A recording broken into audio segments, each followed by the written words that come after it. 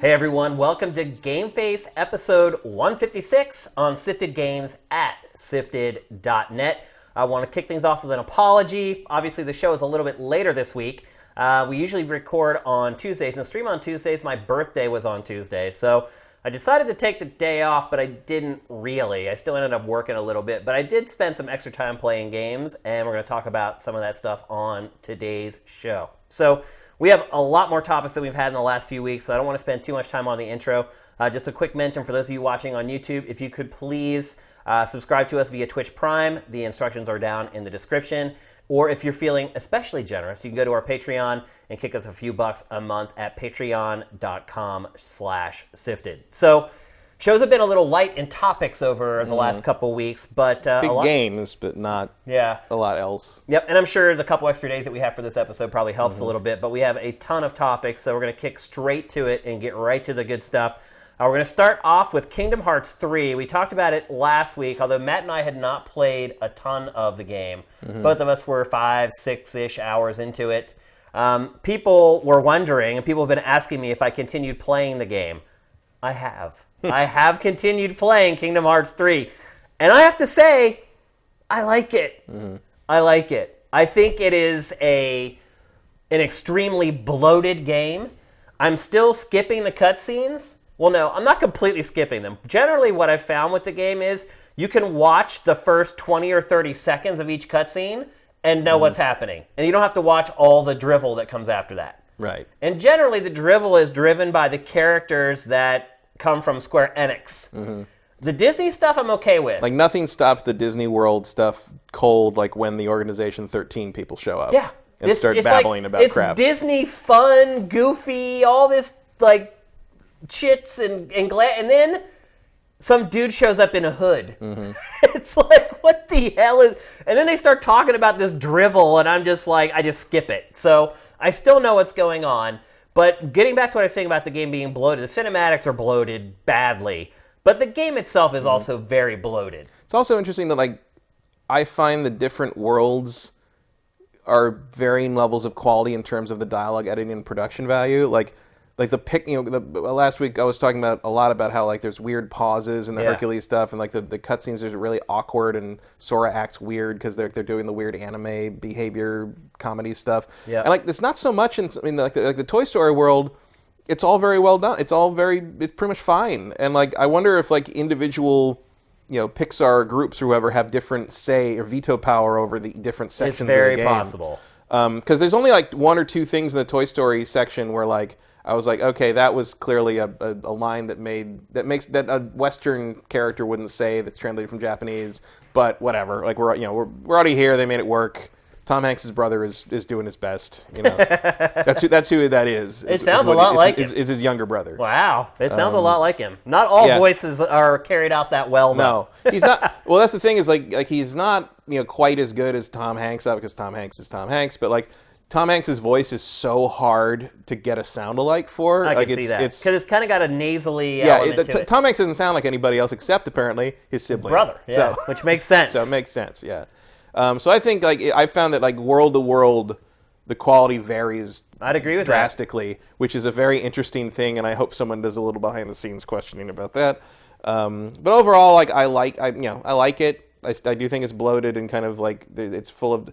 One of the problems I've always had with Kingdom Hearts is that Disney worlds don't matter. Yeah. Like they're just big. They're just filler. They're just a setting, Like they're settings, and like even though it's the thing that I think most people are there for, like you could skip them all and not miss anything about the story, really. Yeah. Like every once in a while you get... They're just props as characters. They're just there to kind of draw you in. And it's weird that they don't kind of matter as much. And I think you see like in all those like Kingdom Hearts story so far summary things that people have done because they have to because it's too obvious. And I love that they're all like 40 minutes long. It's just like Jim Sterling cut his thing way down, and then due to popular demand yesterday he released the entire audio of him reading the whole recap, and it's like 37 minutes. It's crazy. I can't believe you read it all. And but the best one I think is Unraveled, the one that Brian Gilbert does for Polygon. Yeah. He does that series where Yeah. he like read all the Skyrim books. He put every Zelda game in a timeline. So he did a Kingdom Hearts summary where he tries to fit it into the hero's journey, but it doesn't work, and he ends up having to put 3 different graphs together and all this shit. But he's like, he goes down to like kind of the sort of the general sort of adventure part in the bottom, and he's like, all the Disney worlds are here. Like everything that happens in the middle, like 90% of the game's playtime is right here. It doesn't matter, so we're not going to talk about them. It just goes, and it's like absolutely true. Like all these recaps are like, and then you got all these Disney worlds, and at the end of that, you do this. It's like Right. none of the Disney World things matter. It's so weird to me that they are such like compartmentalized things, because that's sort of like, in a way, I guess that's the genius of the series. Is every time you make a new one, all you have to do is plug in new Disney properties into these little spaces, and you don't have to worry. And the outside stuff doesn't matter because you write it independently, and it has going to work no matter what. It's no problem. This game is really fun. I have had so many amazing moments with this game. There was one part where I came into this carousel, and I go in through the gateway, and it's full of colored balls. Have you got to that part? How awesome! Seriously, then you have to like dig through it to find treasure chests. Yeah, and stuff. but fun. how awesome is that whole scenario where the balls are just going everywhere? All the physics are working. It looks amazing. The frame rate never buckles. Like I walked in there and I saw those balls, and I'm like, I wonder how much I can interact with these. And I started like whacking them with the Keyblade, and they started flying everywhere. I'm like, oh, I bet you if I run through this pile of balls, this engine's just going to crash. No, it just stayed steady. Yeah, that stuff seems to be the places I get slowdown or chugs tends to be wide open. Yeah, if you turn the camera real fast, I've seen it like slow down a little bit. But the game is just so full of these moments that are just unbridled fun.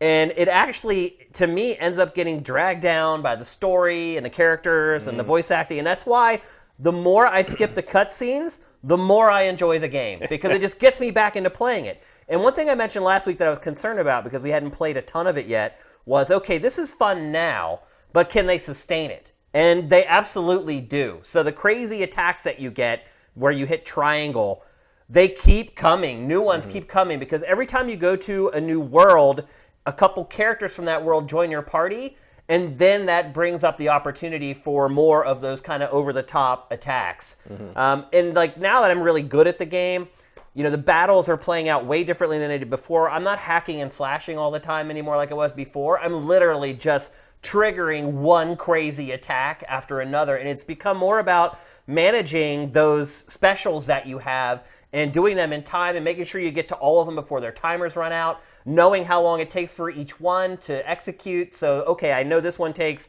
10 seconds. That'll give me plenty of time to trigger this one after that one finishes.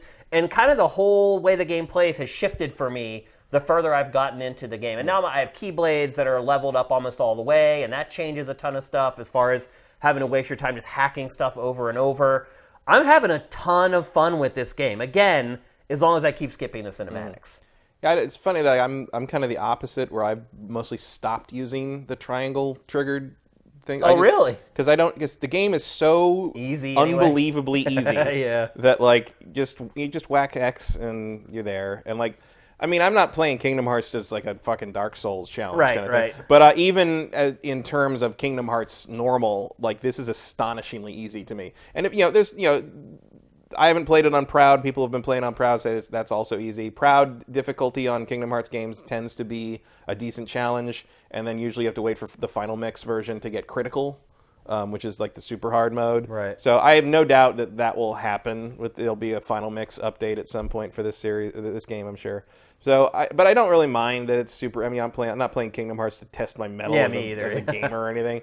I don't think I would enjoy it as much if it was difficult. Yeah, it might get more annoying. I kind of like that it's just like this thing you just kind of mash your way through. And it knows that like it's got to be accessible to the kid audience. Not that kids are bad at video games or anything, but like you need to have it there just to be able to have fun and whack things. I mean, this is probably my favorite attraction, special or whatever they call summon. Yeah. I think it's what I don't even know what they call them actually. It's like, give me a crosshairs and I'm happy. But I like it. I don't skip the cutscenes. How do you do it? I don't know. I've been through the whole series. I'm immune to this garbage. It's just, to me, it is torture. Well, because it's just nonsense. It is. It's absolute babble. And like all this stuff about the hearts and this and I nobody and now he's this something. You know, I love that like the whole thing like is like okay the heart you beat a guy loses his heart and the heart becomes a heartless and the body the heart was in becomes a nobody and then if you beat the nobody and the heartless you release the heart and the body and that you reform the original person and that reformed person is called a somebody. And I'm like, of course it is. You're in Destiny levels of using normal words to mean specific gameplay lore things that like just come up with a weird word. Just come up with another term. I don't know. The other thing I like about this game is it's kind of a throwback, almost to like the old 3D platformers, where it has everything. It's like the kitchen sink approach. There's like music and rhythm sections. There's mini games you have to play. There's first-person shooting. There's riding on rails, like roller coasters and acrobat. Well, that's why I said, like, back before when the collections came out that, like, Kingdom Hearts 2 is not far off this. Yeah. Like, in fact, Kingdom Hearts 2 has a little more God of War to it in terms of like because there's like QTE stuff in the replace the triangle-driven like cinematic attacks with like more QTE-driven stuff, and that's pretty much how Kingdom Hearts 2 works. Okay. And obviously the areas are smaller. But it's about the same level of sort of like run around and do these like have these huge fights.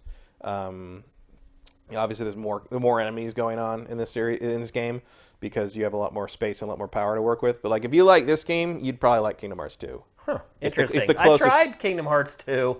Kingdom Hearts 2 doesn't start as quickly. I mean, you got to get through You got to get through about 3 hours of nonsense in Traverse Town with Roxas. But once you get back to Sora.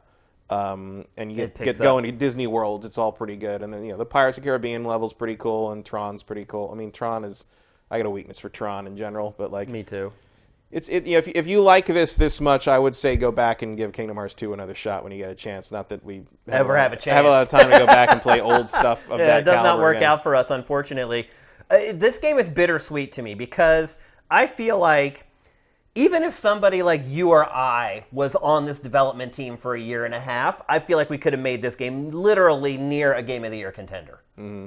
Because I'm sure there's a lot of people that are going to argue it is a Game of the Year contender. I would never. I would not. Well, I mean, it's really early. So but if all these other games end up sucking, sure. But if you get a pretty bad year. But really. When you play a Game of the Year contender, at least I do. Yeah. Like after I finish it or I'm near the end, I'm like, oh yeah, this is like that bar. I mean, it's not one of mine, but I could see other people considering it one. Just because if you love the series, it's sort of like it seems to have done the job. I haven't run into a whole lot of negative response from the people I know who like Kingdom Hearts. I was actually a little surprised. I thought maybe they might react poorly to the fact that like it's really not much of an evolution in a lot of ways. But like I guess it feels like a game from the PS2 era as far as its design is concerned. But I've never played games like that anymore, so it's been kind of refreshing to go back to that design for a little bit. I think I'm going to finish the game. I don't know how many worlds there are. So I think you're at the beginning of Frozen. Yeah. I think there's 2 more. Okay, I'll make it then. I'll definitely make it. It's not that there's usually like Kingdom Hearts 2 has tons, like at least more than that. But like the idea on this one, according to Nomura, was fewer worlds but bigger. And and they're all over the place too. Some worlds have taken me like 2.5, 3 hours to get through. Some worlds take me like an hour. Yeah. They're not like all the same. Like some of them are longer than others. I felt the Toy Story one was pretty involved. Yeah, it was long. Whereas the Tangled one was over like that. Yeah, the Monsters Inc. one was probably my least favorite. It was my favorite as far as the characters, and I thought they did the best job of the cinematics in that world. Mm-hmm. But that whole factory setting just ground me down after a while. I was glad when I finished. Wasn't much to that, but like the Tangled was kind of short, but I do think they nailed the look of that movie in that world better than any other movie in this series history. Here's something funny. A lot of the screens in the Tangled section could have come out of the film. Like it's really impressive. I never even knew Tangled was about Rapunzel. No, I've never watched it. I've never seen that was it one of my first Blu-ray purchases. Oh, really? Blu-ray player. I was like, oh, because that was the current like Disney movie at the time, and was like the one that would. it was one of the things to look at to test your new plasma, and so that's what I did. I was surprised at how heady and mature some of the themes were in that chapter of the game. Well, Tangled was sort of like there was like a murderer in that. Yeah, like Tangled was sort of their finally after they moved away from hand-drawn animation, which is unfortunate, but that was sort of their attempt to do a Pixar film from Disney Animation. And they more or less pull it off. It was kind of dark. Yeah. That was probably so's Frozen in a lot of places. I have seen Frozen. I'm aware of that. It's there's some betrayal and sort of like some cautionary tales of like maybe you shouldn't trust the fairy tale conventions too much because that's how they get you kind of thing. Interesting. So yeah, Tangled's a good movie. I thought. I did think it was funny that like Mandy Moore voiced Eris in the original Kingdom Hearts. And she was the voice of Rapunzel in Tangled, and then they couldn't get her back for this. Really? Because she's too big now. Oh, right. They did get Zach Levi to be Flynn, but it's another person. The girl doing Tangled, doing Rapunzel in Kingdom Hearts 3 is like, she has like 3 credits on her IMDb, and this is one of them. Like, wow. But she did a good job.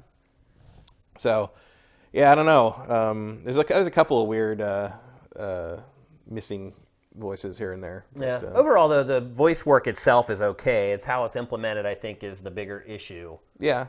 The voicing itself is. You do still occasionally, especially in not the Disney World stuff, but the Between World stuff. You do sometimes run into the thing where like it just sounds like the actors have not read the script before. It sounds like just someone just gave them new pages and they're just like, oh, just go, we're hitting record, And like I can't get over Mickey's voice. Like I can't either. Because I made a big stink about that before we recorded last week, and you didn't seem too bothered by it, but it bothered the crap out of me. Because I was used to it, because like that guy's just Mickey's video game voice, has been for like 8 years or something.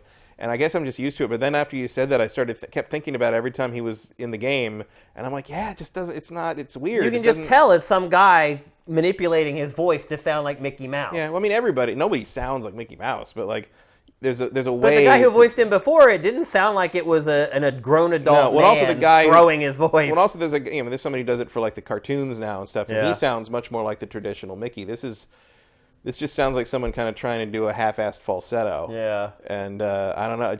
I don't know if I would have noticed it if like you hadn't mentioned it, but like now it's like, yeah, it's not. And like the eyes don't quite work. I don't know what the heck. It's weird that like the Mickey part of all things. It's Mickey Mouse. Feels like it's kind of like not quite there. It feels like it needs another pass. Yeah. But what I like about this game is you just never really know what's around the next corner. And like when I'm playing games to talk about on GameFace or to write an eval for, like I don't go out and watch YouTube videos or read other reviews. I try to stay pure and just play the game. So I have no idea what world is next. I have no idea what else is in store as far as gameplay variety is concerned. But this game keeps you on your toes. There's always something different coming around. It doesn't do a great job of explaining how to do a lot of that extra stuff. Mm-hmm. Like the cooking mini game, some of those were... Yeah, the cooking mini game really throws you in the deep end. Yeah. To some degree. Because like it explains, it gives you a little tutorial screen, but then it's like, you move the stick one way, it's like, you failed. It's like, oh, hey.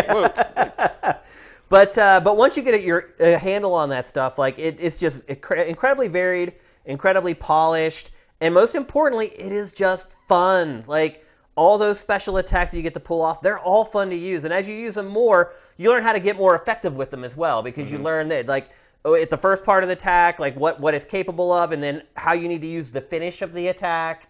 And as I've gotten better at that stuff, the game has become more enjoyable. It's just fun. And I haven't played a game in a really long time that was just freaking fun.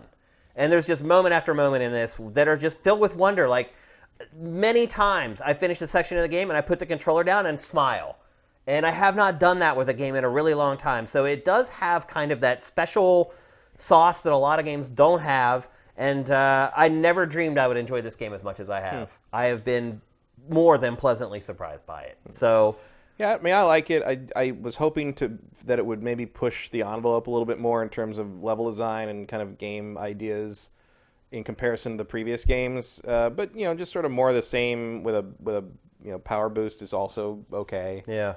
Story makes no damn sense, but it doesn't have to. I'm not even consuming the story. I'm skipping it, and I'm enjoying. I mean, the this only game, downside of you skipping the story is it means you're not asking me questions about like why does this, and then I get to like go for 10 minutes about why that's true because of this, and this, and then you're like, That's not true. You made that up. I'm like, no, no, really, it really is what happened. But Matt, the thing about it is it is so obtuse and opaque that I would not even be able to ask you questions about it. Seriously, like the verbiage that they use, I can't even remember it. It's like they're talking about all this stuff I have no recollection of. Well, then consider that 4 of the bad guys in this are the same person.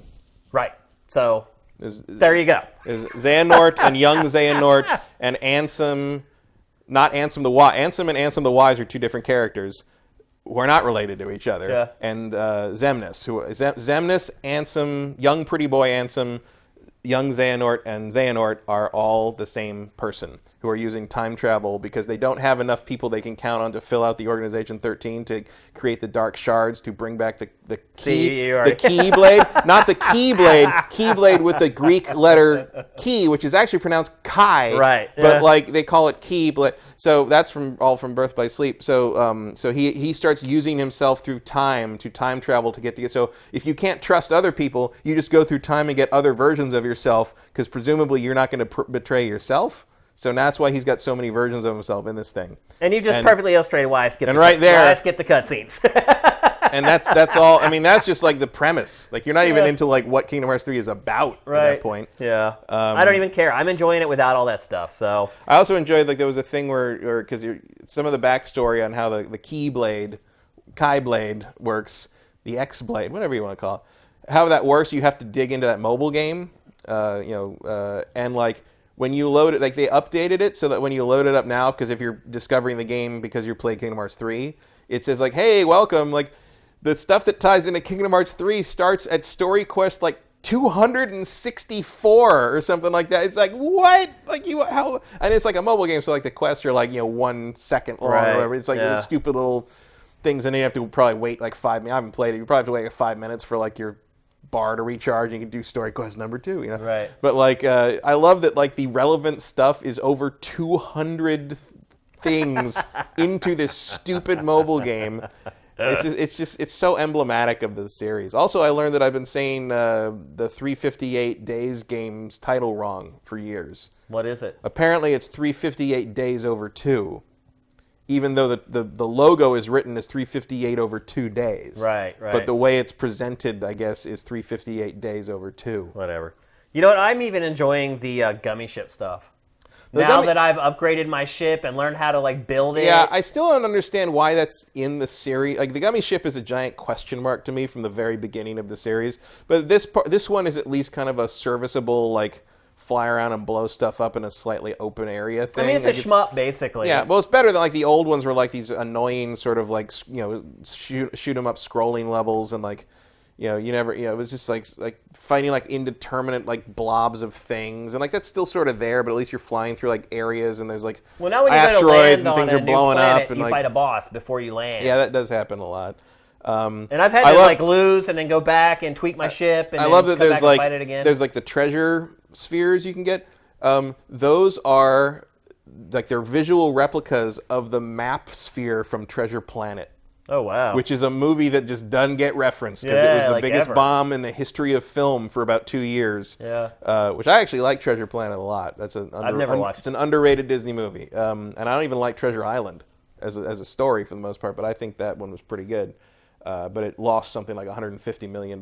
So you don't see it pop up too much. Yeah. And the fact that was in there, I thought was really, really cool. Like someone at Square threw some love to the underdog on that one.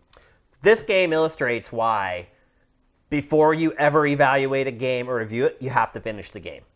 Because if you ever are a reviews editor for a publication, you'll get the question from somebody: do they really need to finish it? They've played X number of hours. Yes, you absolutely do need to finish it because you never know if a game is going to improve as it goes on, or at a certain moment there's something that changes, like Titanfall 2, where it has like that one moment where it kind of flips the script on everything. You just never know. So that's why you have to stick with it. You have to keep playing the games if you want to give evaluations or reviews that people can actually rely on. And that's what I'm doing now. I'm going to finish this, and then I'll write my eval. But very pleasantly surprised by Kingdom Hearts 3. I can't believe I'm enjoying it as much as I am. I never in a million years thought that I would. Turns out the secret's just to skip all the dumb shit. Apparently it is.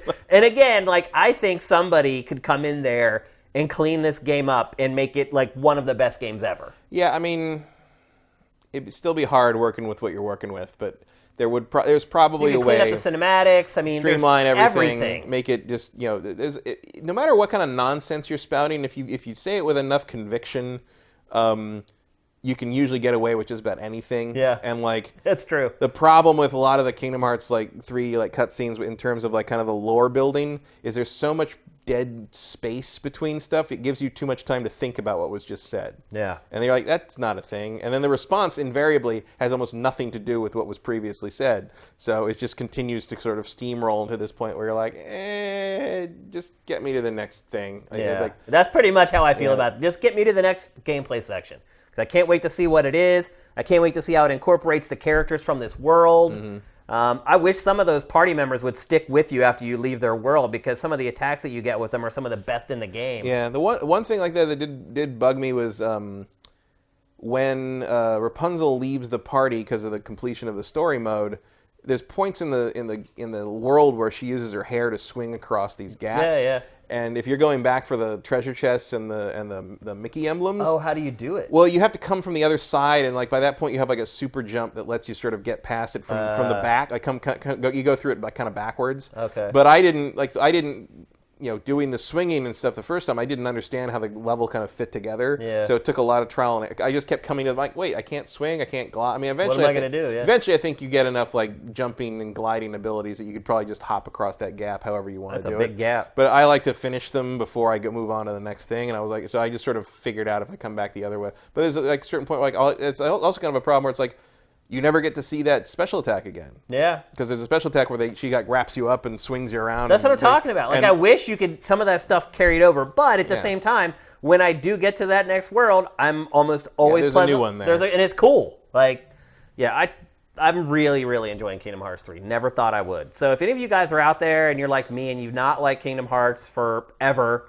and you're sitting on the fence on this game, I say take a leap. And I just think that you should be prepared to skip past some of the cinematics and things like that. But the core game itself is a ton of fun and definitely worth your money. All right, let's move on. It's been a big week for Nintendo. Originally, when I got the rundown together for the show, basically what I do is I just go through and I use Sifted, and I just sort the news by the week, and it shows you all the big stuff because it's all bubbles up to the top. And then I just grab all the topics and put them down, and then I start chopping and cutting stuff out. And so when I first created that initial list, I had 3 topics for Nintendo. And I was like, oh, well, I don't really want to cut all these, so we'll just put them all together into one. So that's what we're going to do. 3 big stories really broke about Nintendo. The first was that Nintendo lowered its target for the fiscal year for Switch hardware sales. We've talked about that a ton on the show. Pactor's talked about it. People have come after Pactor for it. People have come after us for it. We were right. Yep. Nintendo fell well short of its target. They're at a little over 14 million right now worldwide for this fiscal year. My guess is they probably sell another million and a half over the next 3 months. And I've been saying 15, 16 million for 8 months. Yeah, because they'll sell probably a couple 100,000 in Japan. Yeah. They'll sell probably 300,000 a month here in the U.S., so that gets you to which is not it's not like 15 million units is some kind of bad number. Oh, it's amazing. It's amazing. Huge. Nintendo has done incredible, and I think that's what's getting lost here in this especially whole coming off of how far who's right, who's wrong thing is no matter what Nintendo has done. You're 2 years off of the Wii U here. Right. It's that's incredible. a huge turnaround. Yeah. Yeah, so props to Nintendo. And then you can't even with that falling short of what was really a very optimistic prediction. Yeah. You still almost hit it. You still almost hit it, but you also it's almost, ripping the software charts up on a monthly basis. Even if you didn't sell as many units as you want, you're selling software like crazy. So that's where the real money is. With all that said, I will say this: a couple people did come back on YouTube and admit they were wrong on Pactor Factor. They came in and left a comment and said, "I'm sorry. I left a comment on your show a couple months ago saying that you're this and you're that. You were right. I'm wrong." But there are hundreds of others that have yet to come back. But the fact that one person did, I was actually pretty impressed with it. But a lot of the other folks are moving the goalposts now. Right. Now they're saying, sort of they meant to do that. Right. Or they're saying, well, that was such a lofty goal. We're like, well, that's why we said they weren't going to hit it. Because it was an insane goal. That's exactly why we said they would never get there. But now, whatever. The fact of the matter is Nintendo's doing great. The Switch is doing great. It's awesome to see. Another thing that I should mention before we move on is I believe that we can run this stuff in our show without getting copyright strikes. Oh, did they change? No, it's okay, Sam. You can run it. I loaded it in the TriCast because I started experimenting with Pactor Factor. I started putting clips in Pactor Factor that had drawn flags before to see if they would draw flags again because of their change. Because I can upload it once for Sifted and for our Patreon, and then I'll get those flags. They'll still let it run. Usually they won't shut it down. And then I can make edits for the YouTube version so we can still monetize that version. So I figured, what the heck? I'll put these clips in Pactor Factor, and I'll see if they throw up flags. They didn't. So it appears that Nintendo has rescinded all the copyright stuff on its trailers. Hallelujah. It makes our life so much easier. So any of you guys who create content for YouTube or anywhere else, it appears that all Nintendo's trailers now are fair game to use in your content. Just a note there. It'll make our show better, because before, the only time we could run anything for Nintendo footage was gameplay that we captured. And even that sometimes would throw up flags. Yeah, somehow. So it appears that Nintendo's new stance towards YouTube actually has made a difference, and it'll make our show better and everyone's shows better across the board. But anyway, let's get back to what we want to talk about. So Nintendo's doing great. 14.5 million sold in a year, incredible. They'll probably get around 15.5, 16, my guess is, before it's all said and done. Doing incredible. Looking ahead to this year, it appears that there's going to be a big game. I just realized yesterday, what happened to Shin Megami Tensei? What? Where is it? You mean 4? Yeah, for Switch. I don't know. Maybe this year in Japan. People have completely forgotten about it. That was a launch announcement. Yeah. And it's still, we haven't even really seen anything for it in Well, they've talked a little bit where I think they're maybe late this year Japan, but there hasn't been any kind of confirmation. The other thing is it's not a Persona game, and the Persona kind of sub-brand of Shin Megami Tensei is by far the most popular part of it. Yeah. So I don't know if the huge demand is there for that. I'm sure it will sell well whenever it does make it, but I don't see a lot of hype for that, in part because Persona is the sub-brand that sort of pulls in the people who are in there for the character, because the Shin Megami Tensei games are more just sort of straight dungeon crawlers. Yep. And I see a lot more people talking about, will we get a Persona 5 Ultimate port or something, or maybe even a port. That's definitely possible because they released it for PS3. Yeah, maybe even a port of Persona 3, the PSP version. Yeah.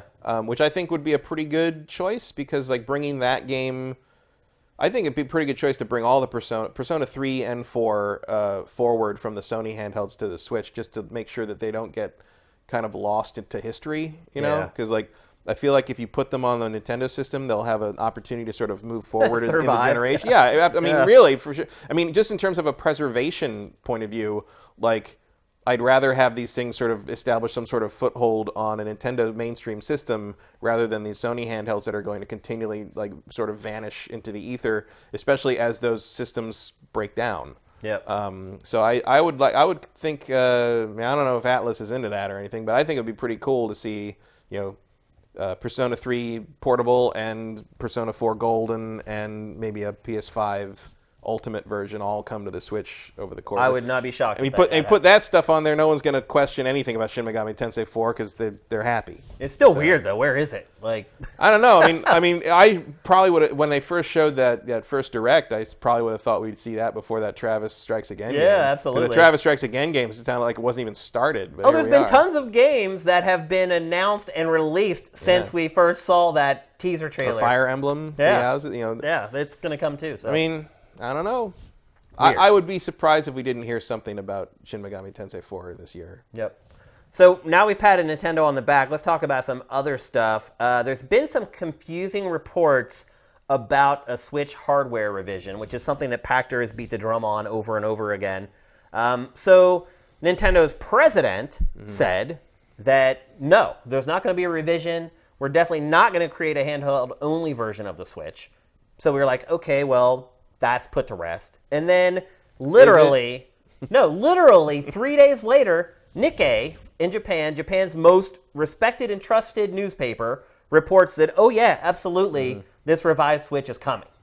Yeah. That is handheld only and cheaper.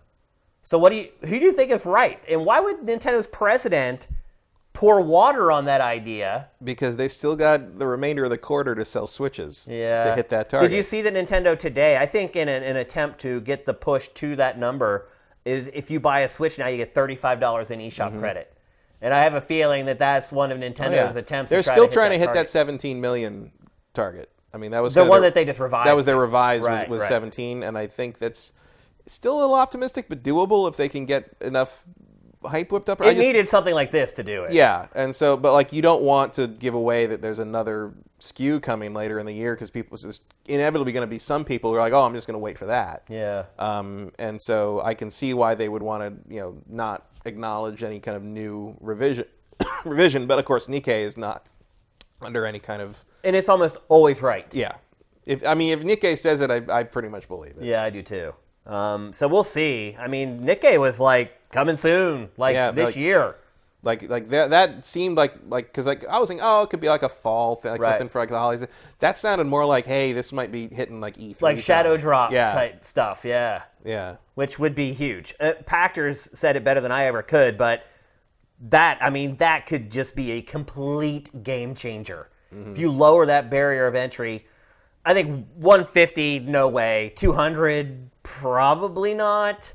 Yeah, I mean, I'm guessing like 225. like best case 225. Yeah. Probably 249 is probably Just $50 cheaper. Do you think that incentivizes people though? $50 is a lot to you can be It's a on game. You can be on a game, and like if you have no interest in hooking it up to the TV, and might be the push you need, especially if they continue some kind of like eShop credit thing with it. I mean, Because like the 2DS or whatever they call it is still like $150. yeah, That's insane. well, the problem is that, and you saw this with the Vita as well. And the Wii U is the problem is the touchscreen. Yeah. The touchscreens that they put in these things cost what they cost. Yeah. And so you don't get that price drop where you get to the point where like the PlayStation 1 could be sold for like $80. Yeah. After a rebate or whatever, with the that final little version of it. Yep. Like, you don't hit a point where all the hardware just becomes super cheap, because these touchscreens cost what they cost. Yeah. It's why the Wii U never dropped to any real real fire sale levels,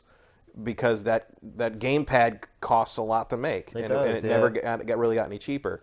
So that's sort of a limiting factor to some of these things.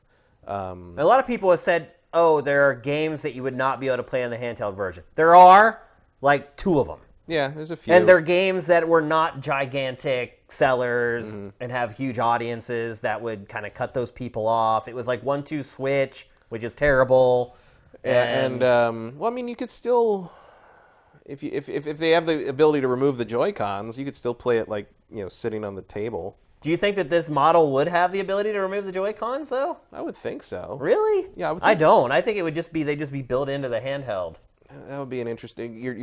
See, the problem there isn't so much that like you're cutting out the tiny handful of games you can't play in handheld mode. The problem is that you're cutting out accessory sales revenue. Right. That's selling extra Joy-Cons. Yeah. Yeah. So yeah. And at $80 a piece. Yeah. That's no small chunk of change. And like, would you be able to use a Pro controller with it? Like, prop it up on Probably. You would think it would still have Bluetooth. I would think so. Yeah. Yeah. I don't know. I don't know what the moves you would make on that would be. I mean, would I miss the Joy-Cons? No, really. I don't, because I don't use them for stuff like that. Yeah. I don't like motion control stuff, so I just leave them on. I would leave them on if I ever used it in handheld mode. Here's one thing though. If they did do sort of the solid state handheld version where the Joy-Cons are just built into it, you could have a normal D-pad. Yeah. Because the reason they don't have a D-pad is because the left Joy-Con is used as a separate controller, and you need buttons for that. But if you made just a handheld-only version, you could have a legit D-pad on the left-hand side instead of those weird button things. Yeah. I mean, I would rather just buy a Joy-Con that has an actual D-pad. And I know there's third-party options, but I don't like Nintendo-made stuff is always better. Yeah. So I would absolutely buy, because I never used that as a controller except like the brief time when I played, Let's Go. And I could use the other Joy-Con for that, or I could just hit a D-pad. The other systems use D-pads essentially as buttons all the time. Yeah, they do. Yeah. I mean, when you play Ocarina, originally a lot of the menu stuff was done with the C buttons. Yep. And now it's not. Yeah. So, It's using the D-pad as buttons is fine to me. I'd rather have a D-pad. I hate it. I fully admit I hate it. Well, if you're it just feels freaking weird. Right, but if it's not as like the main buttons you use, I mean, I don't want to use it as jump for Super Mario Brothers, but like if it's just like navigating menus or like camera controls or something, that's fine. I'm saying like controlling like 2D games with the 4 buttons instead of a D-pad. Oh no, that's difference terrible. Right. Yeah. So I don't know. I mean, it'd be interesting to see what they do with this. Usually, Nintendo's hardware revisions do have some kind of meaningful change that makes them appealing. Certainly, I didn't think the new 3DS would be interesting to me, but then it was more powerful and it did the 3D better. So, and not that I used the 3D gimmick for very long, but I gotta say that the difference between the original 3DS and the new 3DS, where it tracked your eyes for the 3D, huge. Oh yeah, huge makes a big quality of difference. life improvement if you cared about that. Yep. So, I don't know. Like, it couldn't hurt. Yeah.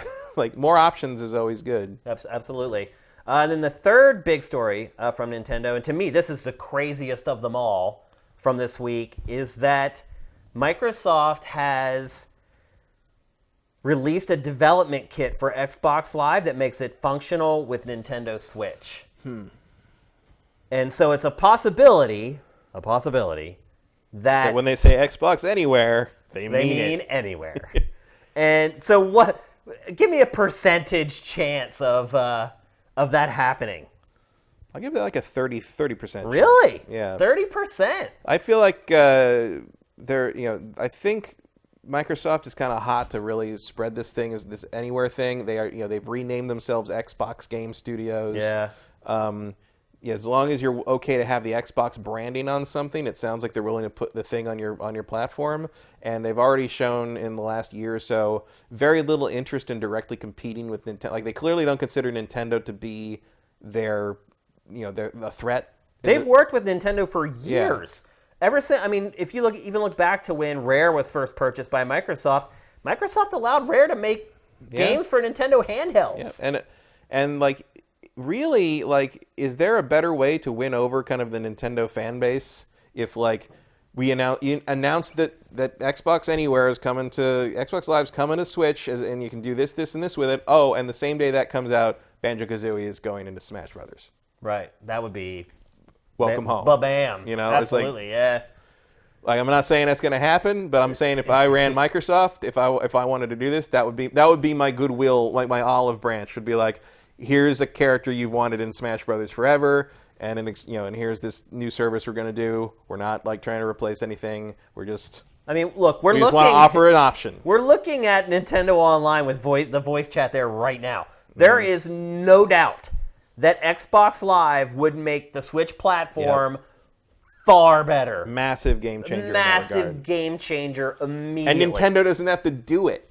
That's the great part. It just has to let it happen. Yeah, it just hooks into the API and it works. And with all the kind of like, not team up, but sort of like they've clearly been pretty in sync on like the crossplay stuff in the last year or so. Yeah. Like it wouldn't shock me to see that this business arrangement was happening behind the scenes, or at the very least that the subject had been seriously discussed. You say 30%, I say like 3% chance. Nintendo is too proud. If Nintendo was not too proud, it would have already worked with a partner on Nintendo Online. They've tried to, but they just picked the wrong partners. Who did they partner with? What was it called? It was a mobile company. Began with like an M. Niantic? No. I can't remember now. I think they went out of business. Not NetEase. No, it was like a mobile developer, and they did a bunch of online stuff for them, and now I can't remember what they're called. You're not thinking of DNA? Yes, DNA. Oh. But they didn't partner with them for online. Yeah, they did. Did they? Yeah. I didn't know that. Yeah. If I remember correctly, I remember thinking like, I mean, I guess that's an interesting choice because they do it with all their mobile stuff, but like, I don't know if they're going to adapt too well to making you some kind of console online environment. No, it definitely did not adapt well. Absolutely not. And also, look, I think maybe where it starts to get a little dicey is, okay, if Xbox Live is on Switch, and I'm sure they would rebrand it, it wouldn't be called Xbox Live. You'd know it was because obviously it'd be like night and day for Nintendo Online. But then how do you... Yeah, I bet it would be like Nintendo Online powered by Xbox or something like that. Maybe. How do you work out the money for that? So right now, Nintendo's charging $20 a year for Nintendo Online. Obviously, if you have the functionality that Xbox Live has, you're going to be asking more. You're going to be asking $20 a month at least. How does that money get split? A month? I don't know about that. I mean, yeah, you're right. Like, you would be charging like $50-$60 a year, like Xbox Standard, Live and industry, PSN does. industry standard. Right. So how do you split that money? I don't know. How do you even say... probably the longest part of the discussion. It is, yeah.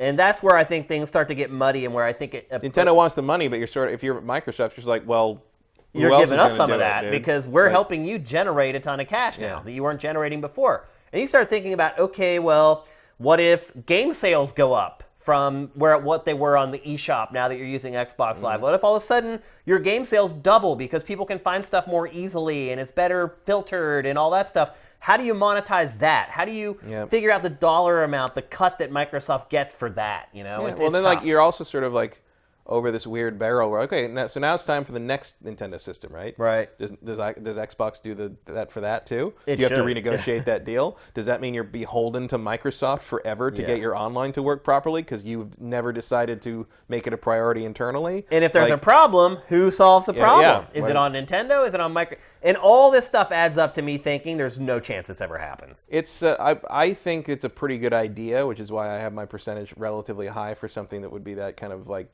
shocking, but like it's still relatively low in terms of percentage just because like it'd be hard to see these two so different companies from like not just like internationally speaking, but just in terms of corporate culture. And I don't mean like Japan America culture. I mean even if these were two different companies in the same country, they are very different corporate cultures. So having a functional communication between them I wouldn't want to have to set that meeting up. Let's put it that way. Yeah, I agree. But if they could get it to work, it would be plugging one of the only really serious remaining holes in the Switch kind of landscape. It would be a symbiotic relationship. Yeah. Both sides would be something good out of it. And it makes too much sense, which means it'll never happen. Yeah, and I mean maybe even get to the point where you get a couple of like token classic Nintendo games on Xbox. That would be crazy now or whatever. Yeah, it's possible. You never know. But I think that these are just I'm surprised Microsoft did it. First of all, it might have just been some kind of exploratory thing. I'm wondering too if all the research with cross-platform play just made it easy. Ultimately for Microsoft to do it. Maybe it's just like it might have been something as simple and innocuous as like, hey, while we were doing this, we figured you could do this. Why don't we show it to them? Yeah. And Nintendo would be like, okay. Great. I would love to have a Nintendo console with Xbox Live. Yeah. How awesome would that be? Voice chat. Better than what we got. Imagine voice chat. I don't know. You don't use it anyway. I don't remember the last time I used voice chat, but it is a thing that you would think a system in the year of our Lord 2019 would have. Certainly. Regardless of who makes it. Yeah. So there you go. Three big stories from Nintendo for the week. Let's move along. We're going to talk next briefly about machinima. Some of you guys may not even know what machinima is because maybe you're young and you weren't around when they were kind of a thing. But back in the late aughts, was it 2008 or something like that, they somewhere around showed there, up? Yeah. Machinima was to be perfectly honest with you, and one of the reasons we're talking about this is because machinima is kind of one of the things that killed game trailers. So YouTube killed game trailers ultimately, but machinima was YouTube gaming. It was the YouTube channel that everybody went to for gaming. And a lot of the people who used to come to game trailers to watch video game trailers stopped coming to game trailers for that and started going to machinima for that. And we had like a sordid history between each other because we caught them like stealing our content. They were so brazen that they would take content of ours that had our watermark on it, and then they would run it. Yeah, I remember that. Yeah. And we'd call YouTube and be like, hey, this channel is stealing our content, our watermarks on it. And then they would call Machinima and say, hey, knock it out. And then Machinima would call me and say, what are you doing? And I'm like, what do you mean, what am I doing? You're stealing our content and you're making money off of it. And I had arguments with various heads of Machinima throughout the years where they were basically trying to say, look, man, I'm in a bad spot here. Our management is making us do this. You've known me for a long time. Can you help me out? I'm like, really? You're telling me to put my company's future in jeopardy because we're bros? So we had a history with Machinima that goes way back. And ultimately, if you look at it, they did outlast game trailers. Yeah. I mean, they lasted 4 or 5 years after game trailers has been gone now. So outlasted us too, because when G4 expanded the gaming stuff in 2008, and XPlay went daily, and like the website like tripled its its staff, and like, when that all went away a year later, because of course it did, and they fired. I mean, I think XPlay's show team was like 34, 35 for that era. That's crazy. And they fired fully half of everyone. Which got it down to the team size that we had when I was there. We were back to the way it was. And many of those people went straight to Machinima after that, because Machinima was just getting started and kind of staffing up and figuring out what it was going to be. I certainly did stuff for them when G4 ended. I did some odd jobs and almost got involved in a weird long-term thing that ended up being something I backed slowly away from. But there was a weird thing about that company where like you sort of looked at the people running it, and were like, what is your end game exactly? Like, I don't really.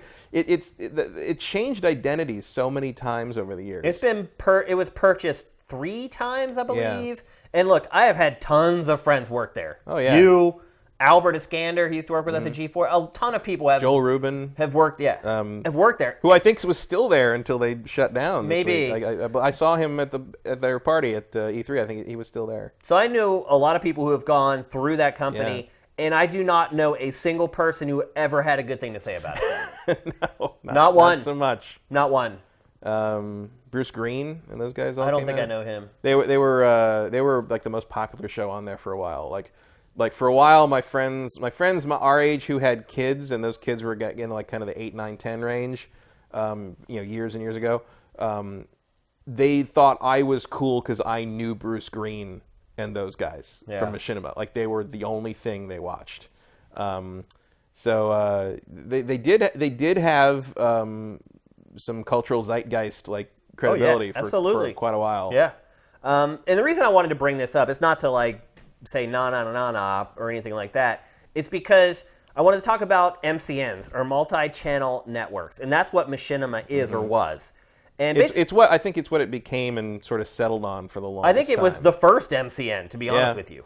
I think it was. I think it was the first one. And what an MCN is, and the reason I'm bringing this up is because I know a lot of you guys have your own YouTube channels, you have your own Twitch channels, you're creating your own content, you're doing your own thing, and this is a cautionary tale. So ultimately what happened with Machinima was they're an MCN. And what an MCN does is it goes out and it tries to find small YouTube channels that have potential. And then you sign an agreement with Machinima or whatever the MCN is, and they take a cut of your money with the promise of, well, we're gigantic, and we're going to promote your stuff across our entire MCN. So, Pactor Factor. And we get approached by MCNs all the time. So let's just take Pactor Factor as an example. Say an MCN approaches me, and I actually say, okay, let's do it. What they would do is we would sign a deal. They would start taking a cut of all the ad revenue from Pactor Factor with the idea that they would start promoting Pactor Factor on all their other YouTube channels, saying, hey... And simply through economy of scale, it would become bigger and you'd make more money. We're going to take a cut of your money, but you're going to be making so much more than you were that you're not going to care about our cut. So what really happens with MCNs, though, is they sign the deal, they get your traffic, and then they do nothing. Right. They never promote your content anywhere. Your views rarely ever go up. Wasn't this a similar problem with Maker? Yep, same deal. Yeah. And they deal in Defy. And they deal in volume. Defy, yeah. So their whole idea is that they have thousands of these YouTube channels. All of them are generating a few $100s a month because they're not actually promoting them on their other channels. And they take a cut off of that. And when you have thousands and thousands of those channels, you don't care if you're growing it because it's just like an agent for like an actor or a music act or a DJ. Like I have a buddy who's a big agent for EDM DJs. He gets a 15% cut every gig they play. He has hundreds of guys all around the world every night making money, and he makes 15% off each one of those. He is a very, very wealthy man. And that is the whole concept behind the MCN channels. And it's a scam. It's a pyramid scam. And what happened with Machinima was they had gotten so far behind paying out their money to all their MCN channels that they started basically doing what a lot of Ponzi schemes do. They start paying the old people with the new money. So they'd sign up new channels, they'd start getting more revenue from those channels. They owed money to the old channels they had, and they just started the shell game, shuffling the money. If you watched any of the Fire Festival documentaries, yes, perfect example of exactly. That is exactly what he was doing. It's throwing bad money after bad money, basically. Just trying to stay on that robbing wheel. Peter to pay Paul. Exactly. And Machinima was so shifty that it was intentionally setting up meetings on the days where all the money came in. So they could sit down with this company who maybe wanted to buy them or wanted to invest in them on the exact day that their financials looked amazing. Because it was the day before they had to pay out all that money out to their channels. And eventually it caught up to Machinima, and I think I knew it was over for Machinima when the last company that bought it decided it wasn't worth it to clear all its YouTube content. And then you're like, well, then what do you have? That was... You have nothing then. Also, this, and I think we talked about it in relation to some other layoff thing that happened a couple weeks ago, where I'm like, yeah, well, this is the time where companies do that. You know, so you're in the run up to the end of the fourth quarter. You're about to have your financial reports at the end of March. And this is where you clear out what corporately what they would call dead wood. It's also, remember, we're a week out from the anniversary of game trailers getting shut down out of what we thought was nowhere. Yeah. But clearly that was, this is a bad quarter for anything, especially if you're in media. Yeah, absolutely. It's for whatever reason, it is always like these next 2 months are when everything goes down. I saw something. It was like with the BuzzFeed layoffs and the Machinima thing. 2,000 media jobs disappeared in the last week and a half. Wow. Like just gone. 2,000 jobs gone in that same space. And well, it sounds like Defy's doing really horribly as well. Like it sounds like it. Who bought them? Next. I mean, Defy bought GT. Okay. And Defy owns Escapist, I believe. Yep. Yeah. So who owns Defy? I think Defy is its own. I thought someone entity. bought Defy. I don't know. I'm not aware of it, but maybe someone in the chat can let us know. But anyway, the reason I brought up this topic, it wasn't to rub salt in the wound or anything like that. It was to let you guys know who are running YouTube channels. Maybe you're making some waves on Twitch. Do not ever sign with an MCN. It seems like a get-rich-quick scheme or an easy way to get your content out to a bigger audience, but that never happens with MCNs. Defy is defunct, it turns out. It's defunct? According to the chat, the Defy doesn't exist anymore. They shut down a month ago. A month ago. There you go. I thought they owned Escapist, though. I guess that can't be true then. Something else owned that. Maybe it was the other company. Maybe they sold that off to someone. Interesting. So the company that bought GT... Viacom. Viacom owned a stake in Defy. A part of it, So that must be where some of that transferred. No, well, what happened was that's what Defy bought GT with. Yeah, because that was that merge. They didn't actually give Viacom any money. They gave Viacom stock in Defy. And MCN, bye-bye. Good deal. But look, if you're out there creating content, I know it's tough. It's tough for us even. But don't try to take the easy way out, because all that's going to happen is you're going to lose 30% of your money of whatever it is that you're making, and it may not be that much, and you're not going to make more. So steer clear of MCNs. Let Machinima learn the lesson for all of us. It's interesting how so many of those things seem to be all collapsing at the same time. Yeah, because the gig is up. This is just about as far as it goes. That's the way pyramid schemes, Ponzi schemes work. They only last for so long. It's like those guys that get elderly people to give them money to invest in some fund. Right. And the fund never exists, and they do the same thing, stealing from Peter to pay Paul. And it's like eventually it all comes crashing down. People go to prison. It's the ticket scam, which the Fire Festival guy did. He's got tickets for Hamilton. How did you afford those? Well, he can't afford them, so he buys them and hands them out to people. But then he does the same deal with whatever the next hot Broadway show is, or the next concert, the Taylor Swift concert or whatever. Yep. And so the money he makes on the next thing, he's paying off the people he had to take money from for the last thing, and it just never ends. It never ends. And eventually you do something like the Fire Festival that's too big. Yep. Like it spirals completely out of control, and you can't sort of keep on that balancing act, and it all comes apart, and you go to jail sometimes. Yep. So I mean, honestly, the idea of an MCN could work. If yeah, you had honest it is a people, totally. I mean, that's basically what a network is in television. Yeah, absolutely. I mean, Yep. it's just there's rules in place that make sure that if you're making I guess not if you're on Fox. Because I was going to say, like, there's rules that say they're going to put their best good faith effort to promote your show and make sure it's successful. But then I thought about Firefly. Yeah. And that wasn't really... It was not the case. It's not really a thing that happens all the time when you think about it. So no, but it's a similar idea, but it seems to work better. Then a lot of shows fail. Yeah, it's true. It's a high-risk thing. And it's like, you see it in terms of TV and film production. It's a little more sensible because you're dealing with such astronomical sums of money just to get this stuff made. Yeah. But in terms of just approaching a YouTuber and saying, like, hey, give me some of your money and, like, I'll make it better somehow in a nebulous way, no, that's not so much. Yep. I mean, I know it's tempting to sort of, like, see that as your step up to the next level, but, like, I feel like almost everyone who has joined one of those things can tell you their horror story about how not only that it didn't pay off, but then they got stuck. Yep. Yeah, because you get stuck in that contract with them. And those contracts have crazy small print in them. You're basically signing your life away. And they're counting that, that you're young, they're counting you're young, and you probably didn't get a lawyer to look it over. Yep. Even if you did, maybe they aren't versed in that kind of, entertainment law is different than... It is, but basically, get counsel if you're going to do something like that. Make sure the T's are crossed, but don't do it. There are no success stories of people signing up with MCNs. No. It just isn't. If you look at all the biggest YouTubers, they're not an MCN.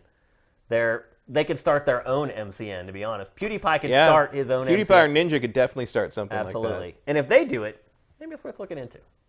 Until then, stay the hell away, though. I don't know. It's like I'm not saying that like PewDiePie or Ninja would intentionally run, but it's like it feels like once you get that management structure in place, it just there's never any follow up. Yeah, there's never any follow through. Yeah, because the money keeps coming in, and they're like, well, we don't really need to make more.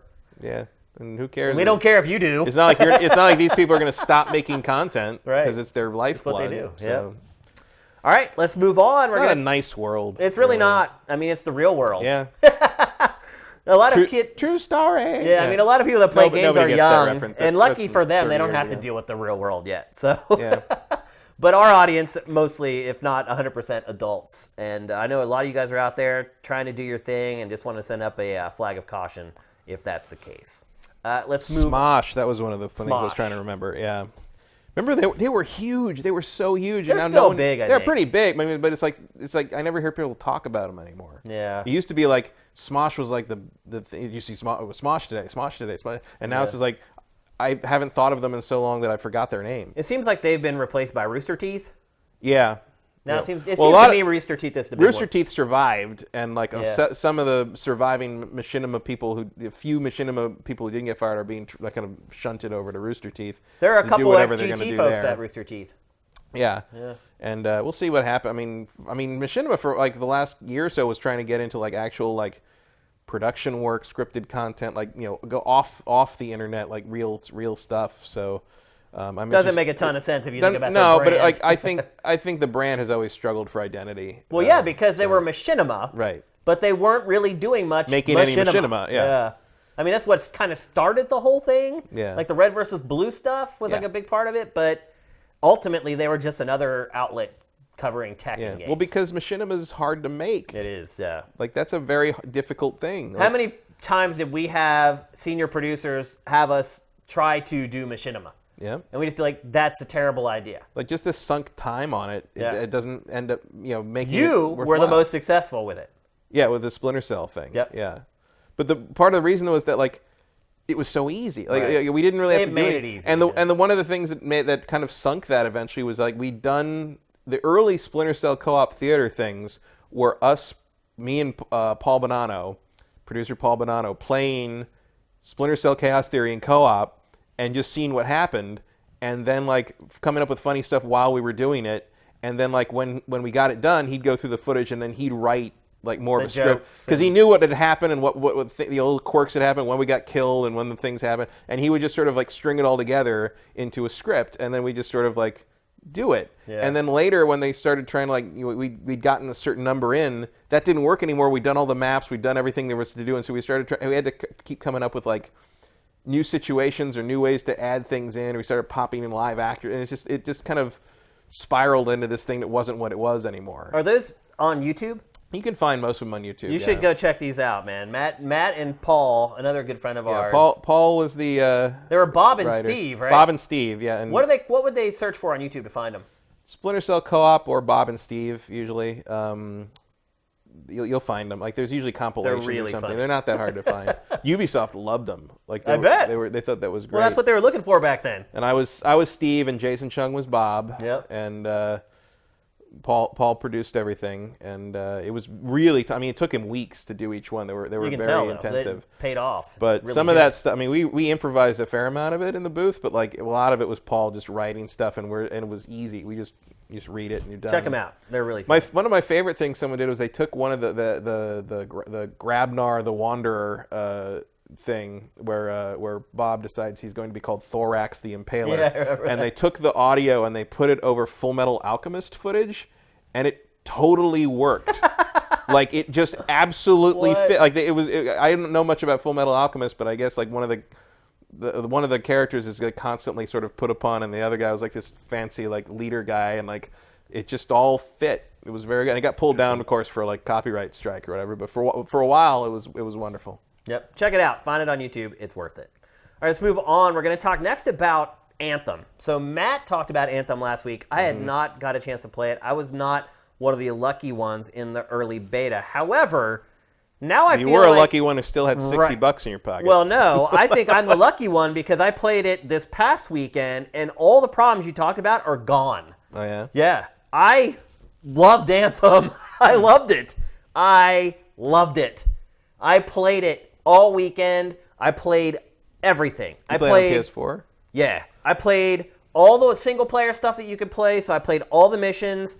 I played all the free roam stuff, and I played the raid all the way to the end. I literally squeezed that demo for everything it had, and I had a blast.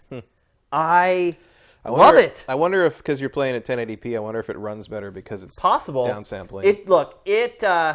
It did slow down a couple times. So there was one like a lot of games like this, one of the mission objectives that you get fairly frequently is like a horde mode. Like it's defend this point or whatever. Yeah. And there were I actually like those. I do too. And there were a couple of those where literally the game just poured enemies in, and they were coming up a ramp, literally like 30 enemies coming up a ramp at once, and all four of us were just laying into, and there was just guts and stuff going everywhere, and it did slow down a little bit there. But otherwise, it played great. Now, the hub area, still bad frame rate. It still runs like, it seems like it's stuttering from like 20 to 30. I don't know if they're going to get that fixed or not for launch. Yeah, I feel like you don't need it fixed that much. I mean, it's got to be fairly low priority just in the sense that like you can still play it. Like you're not going to die in the hub because the frame rate's bad. Yeah. Well, you can't die there anyway because there's no combat or anything. Yeah, it's just sort of annoying that it's like that. But like you got gameplay stuff to deal with first. You had said too that like that hub world was empty, and what I discovered is that it depends on the time of day. In the nighttime, you're right. There's just kind of a few stragglers hanging around. But if you go through there in the daytime, it's just like the trailer. It's full of people like milling around, like doing stuff or whatever. Oddly enough, what I liked least about what I played of the beta was the writing and the plot. The plot, did you play any of that stuff? I played the stuff with the artifact, and you bring it back, and it splits the scientist guy into 3 people and all that stuff. Yeah. I thought that was fine. That was fun. I don't know. I did not enjoy that. I like that it didn't take itself super seriously. There was like inside jokes, and it does kind of laugh at itself. Like I felt like it would maybe hold more narrative weight if I'd been through this whole story with these other characters already. Because you're very clearly coming in the middle of things. Yeah. And like there's a lot of stuff about the world where I'm like, wait, what's that about? Okay, whatever. I just sort of tried to bleep over that in my mind, just and assume kind of look at it as assuming I knew about what I was having questions about. Well, there's the one part you do make a decision. Did you get to that with the bartender? Yeah. It was. I mean, I don't know. Like, it's not the most compelling thing in the world, but it's better than anything I did story-wise in Destiny when it came out. Yeah. So yeah. Well, that's my point. I like this better than any other game of the service. I do not like playing it, like shooting things in this versus Destiny. I like Destiny better. And I'm not a huge fan of games as a service in general, so don't think that this is like, Right. oh, Anthem's going to be Shane's Game of the Year or anything like that. I'm not a huge Destiny player.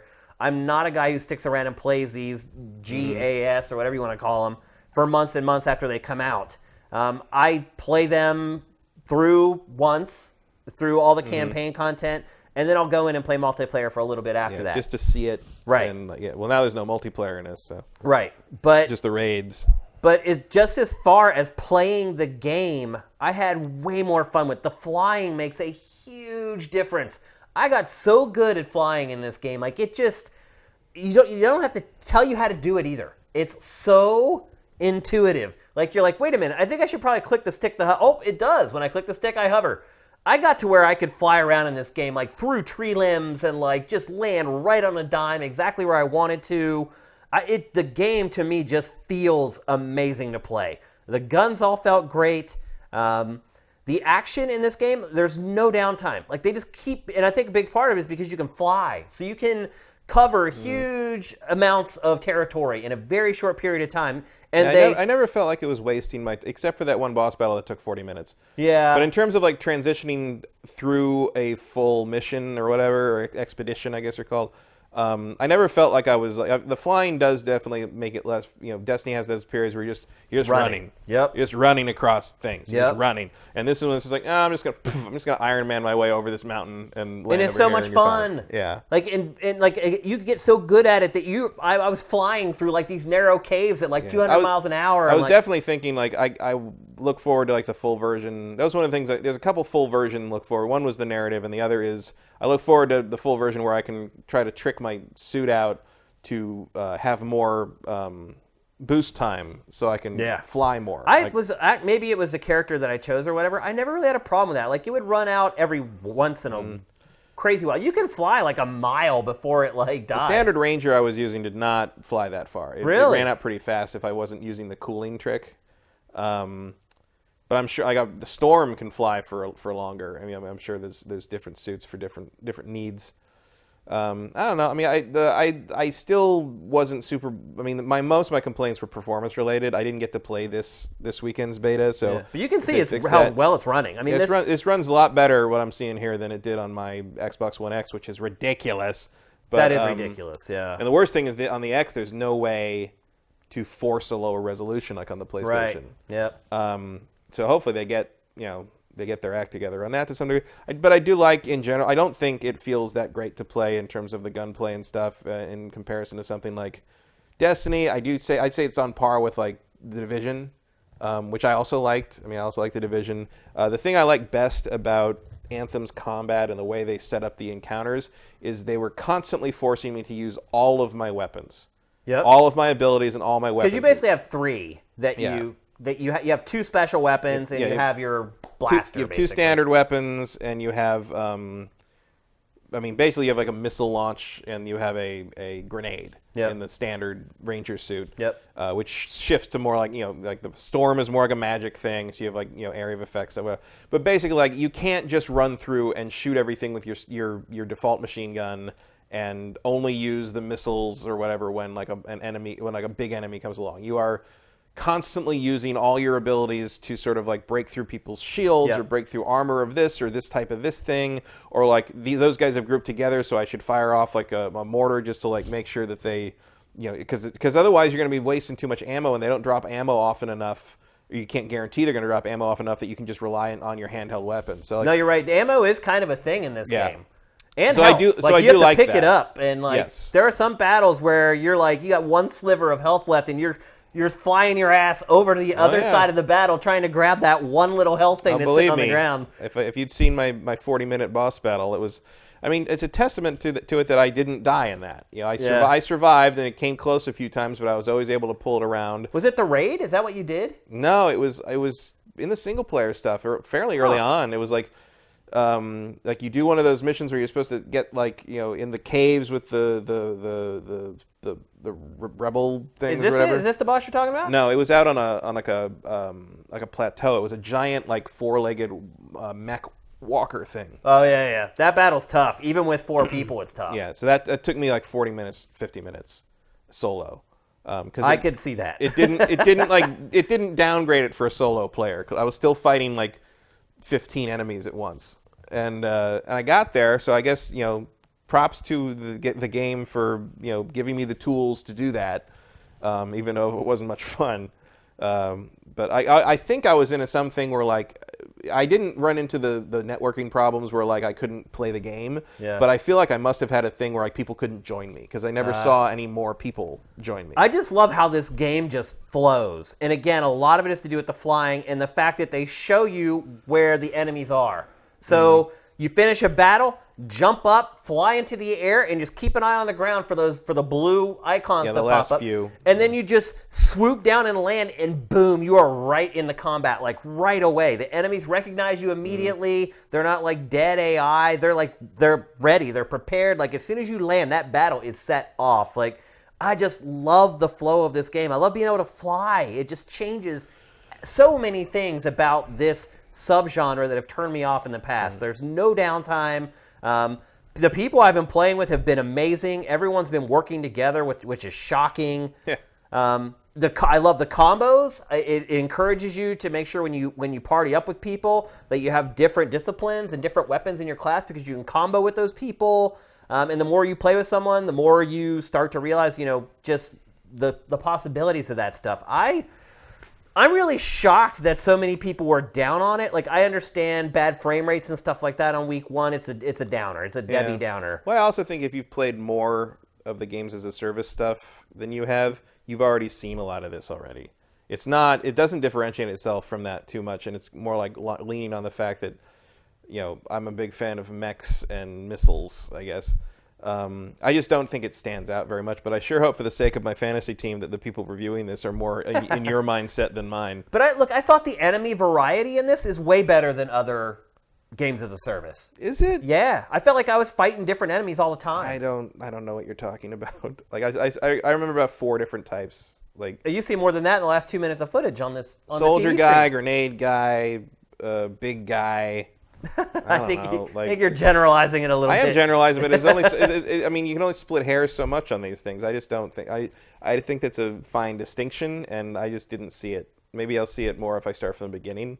I played a lot of it. Maybe that's part of it. I literally got hooked on this game and didn't want to stop. So I didn't have a problem not picking it up again. That's my main worry about it. Is Destiny would pull me back in over and over again, and when the time came, I mean, I didn't have a lot of time on the weekend, but like when I did have some time, it did not occur to me to start this up. I also liked that the enemies aren't all bullet sponges. They may seem like it at first when you're just using your generic blaster. Mm-hmm. When you start mixing in the other weapons, you're not like shooting the same guy for like 20 minutes like you are in a lot of other that impression, games I think, probably is a problem that comes from like dropping you into the middle of stuff at level 10. Because if you've played it from the beginning, you're clearly going to know how all those things interact properly. Yeah. And I did discover most of that as we went along. And there might have been, that boss I fought that took forever. Maybe there was some combo I needed to use that would soften it up faster, and I just didn't know about it. Yeah. That's possible. And especially because there were so many enemies coming at me that I never really had to, I was basically just like, can I get 4 shots off in the thing as I'm running for cover through here? Yeah, done. Like, great. So maybe there was a trick to that I just never discovered because I was too busy running for my life. But yeah, I think. I mean, I'm not like writing it off at all. I'm curious to play it from the beginning. I was shocked because I had not played it, and then it goes through the whole week of people just slagging it. I mean, everywhere on Sifted, on Twitter, on Facebook, everywhere I went, people were like making fun of Anthem, and so. When the weekend rolled, I was like, all right, I'll download it. I'm probably going to play it for like 20 minutes and not care anymore. Nope. I ended up getting completely hooked on it and playing it for the rest of the weekend. Well, I mean, that's pretty much what happened to me with the Division 1. Yeah. Where I was only vaguely interested, and it was a kind of a thing where it's like, well, it's free. Why not? And I played that thing to the end completely, to 100%. Everything in the demo you could do in the Division 1, I did. And like, so I think part of it might just be how saturated are you with this kind of a game. It's possible. If you've played hundreds and hundreds of hours of this is what you're talking about? The boss? Yes, that's it. Dude, hiding down there, wait for the shield, jump back up, blow stuff up, hide behind those rocks, wait for the shield, jump back up. No, I died like 5 times and playing with 4 people. Yeah. Like, I had to be revived several times. It's hard. Like, it was not that simple. is a bullet sponge. You can see. Like, and now, of course, imagine playing this and he's only shooting at me. Yeah. Well, you also don't have the advantage of, hey, I can go into this dome where I'm protected. Right. Like, if you only have the special abilities that you had. Yeah. So yeah, it makes a big difference. I would not even think about playing this part of this game by myself. Well, I didn't know what I was getting into. Right. And then, of course, if you go too far, it says you're leaving the mission. So I was sort of stuck in this little sphere. I don't know how you beat it. It's patience. 40 minutes of repetitive nonsense. Definitely patience.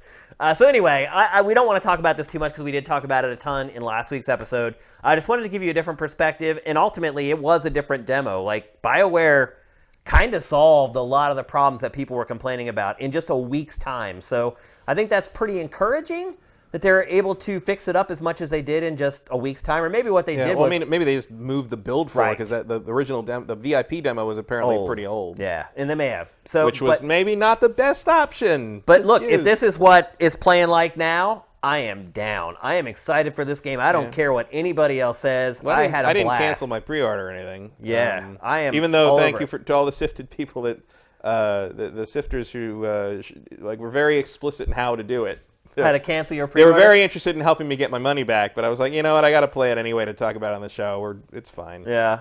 But I'm not like... That's what's great about our community, though. If they find out that we're having a problem with something, they're all over it, trying to help us. I'm not over the moon the way you are about it, but like if they fix the performance issues, like I'm halfway there already, frankly. Yeah. So I can't wait to play the full game. I'm really, really excited. So if you've been listening to other people slag it and say it's terrible, it's definitely not terrible. There is no place in this world where this is a terrible video game. I'll tell you that much. Performance was terrible the weekend I can before. maybe see that. I didn't play it during that weekend, but you can see now it runs great. Well, it runs great on PS4 running at 1080p. Right. I'm curious how this is going to work out for the 4K players. That's a good point. That is a really good point. But look, if you were excited about this game and in the last week or two you're like, oh, now I wanted this game, and you should still be interested in it. It's pretty freaking awesome. And hopefully you guys had a chance to play it last weekend just like I did. It was an open beta and anyone could give it a go. So I'm hoping a lot of people did and that maybe their fears have been quelled a little bit now. I know mine have. I'm really, really excited for Anthem at this point. So let's move on. We're going to talk next about Pennsylvania. My home state. This is more you than me, I think. Well, it's not, though. Well, I've never been to Pennsylvania. Yeah, but this isn't about the state, really. Pennsylvania, a legislator in Pennsylvania, has decided that it would be smart to tax M-rated and adult-rated video games an extra 10%. Now, you guys may remember about a year ago, there was another fellow in Rhode Island who also thought that was a good idea. Mm-hmm. And try as I might, I researched it. I could not find out whatever happened with that legislation in Rhode Island. I think it just died. I think it just went away. Yeah. Because if you look, all the stories were from last February, and everybody reported on it, and then there's no other story about it. I think it just went nowhere on the floor. Because at a certain point, you have to bring up the fact that it's unconstitutional. Yeah. So, oops. Here we are, 12 months later in Pennsylvania. Video games have already been confirmed as protected speech, so you can't do that. It's not, and I think this is Brown versus Entertainment Association. Yeah, now I think this is really weird just as someone who grew up in California where we do not have blue laws or dry counties or, things like that where it's just, where you're legislating what you can buy on Sundays or like. And that's what I should add. Crazy. Pennsylvania. That's crazy to me. Pennsylvania is insane like that. It is they still call a Puritan state. It's like if that even exists in 2019. Pennsylvania, up until about a year ago, you could only buy beer and wine at a distributor, and you could only buy cases. So you couldn't go and buy a six-pack of beer or a single beer. You had to go to a distributor where you could buy a full case of beer or you could buy a keg. If you wanted liquor or wine, you had to go to what is called a state store. Literally a store run by the state that sells liquor. And they were open, they closed at 6 o'clock on the weekends. They were closed on Sundays. If you wanted a six-pack of beer in Pennsylvania up until a year ago, you would have to go to a bar, buy a six-pack as carry-out, and they would literally charge you $20 for a six-pack. Wow. Because it was a monopoly. So what if I wanted a gun?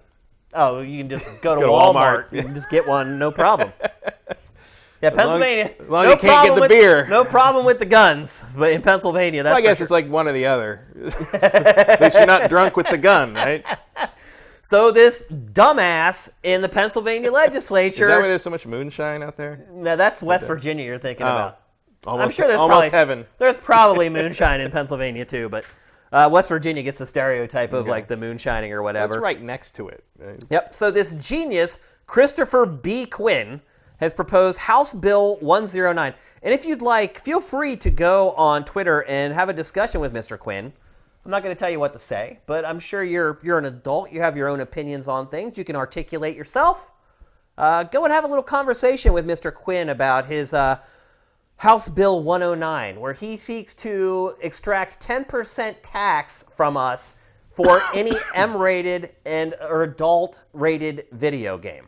As Matt said, this has already been through the courts several times. Yeah, this is a settled issue.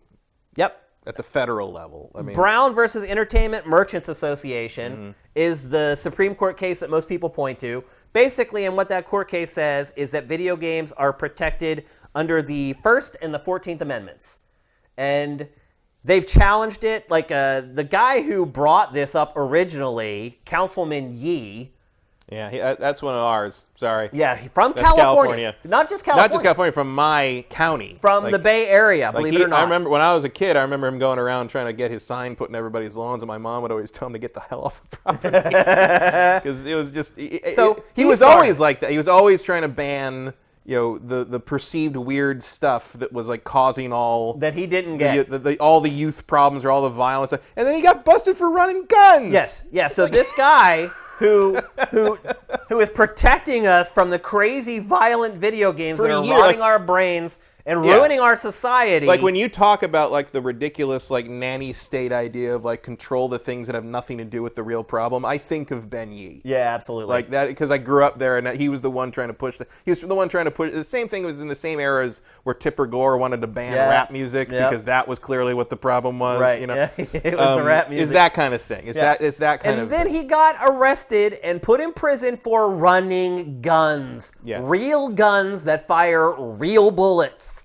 Like serious guns. Like it was, you couldn't write. Like if you wrote it in a screenplay, people would be like, "Well, no one's going to buy this." No one's going to believe that. It's like, come on, you need to change that. That's a little on the nose, don't you think?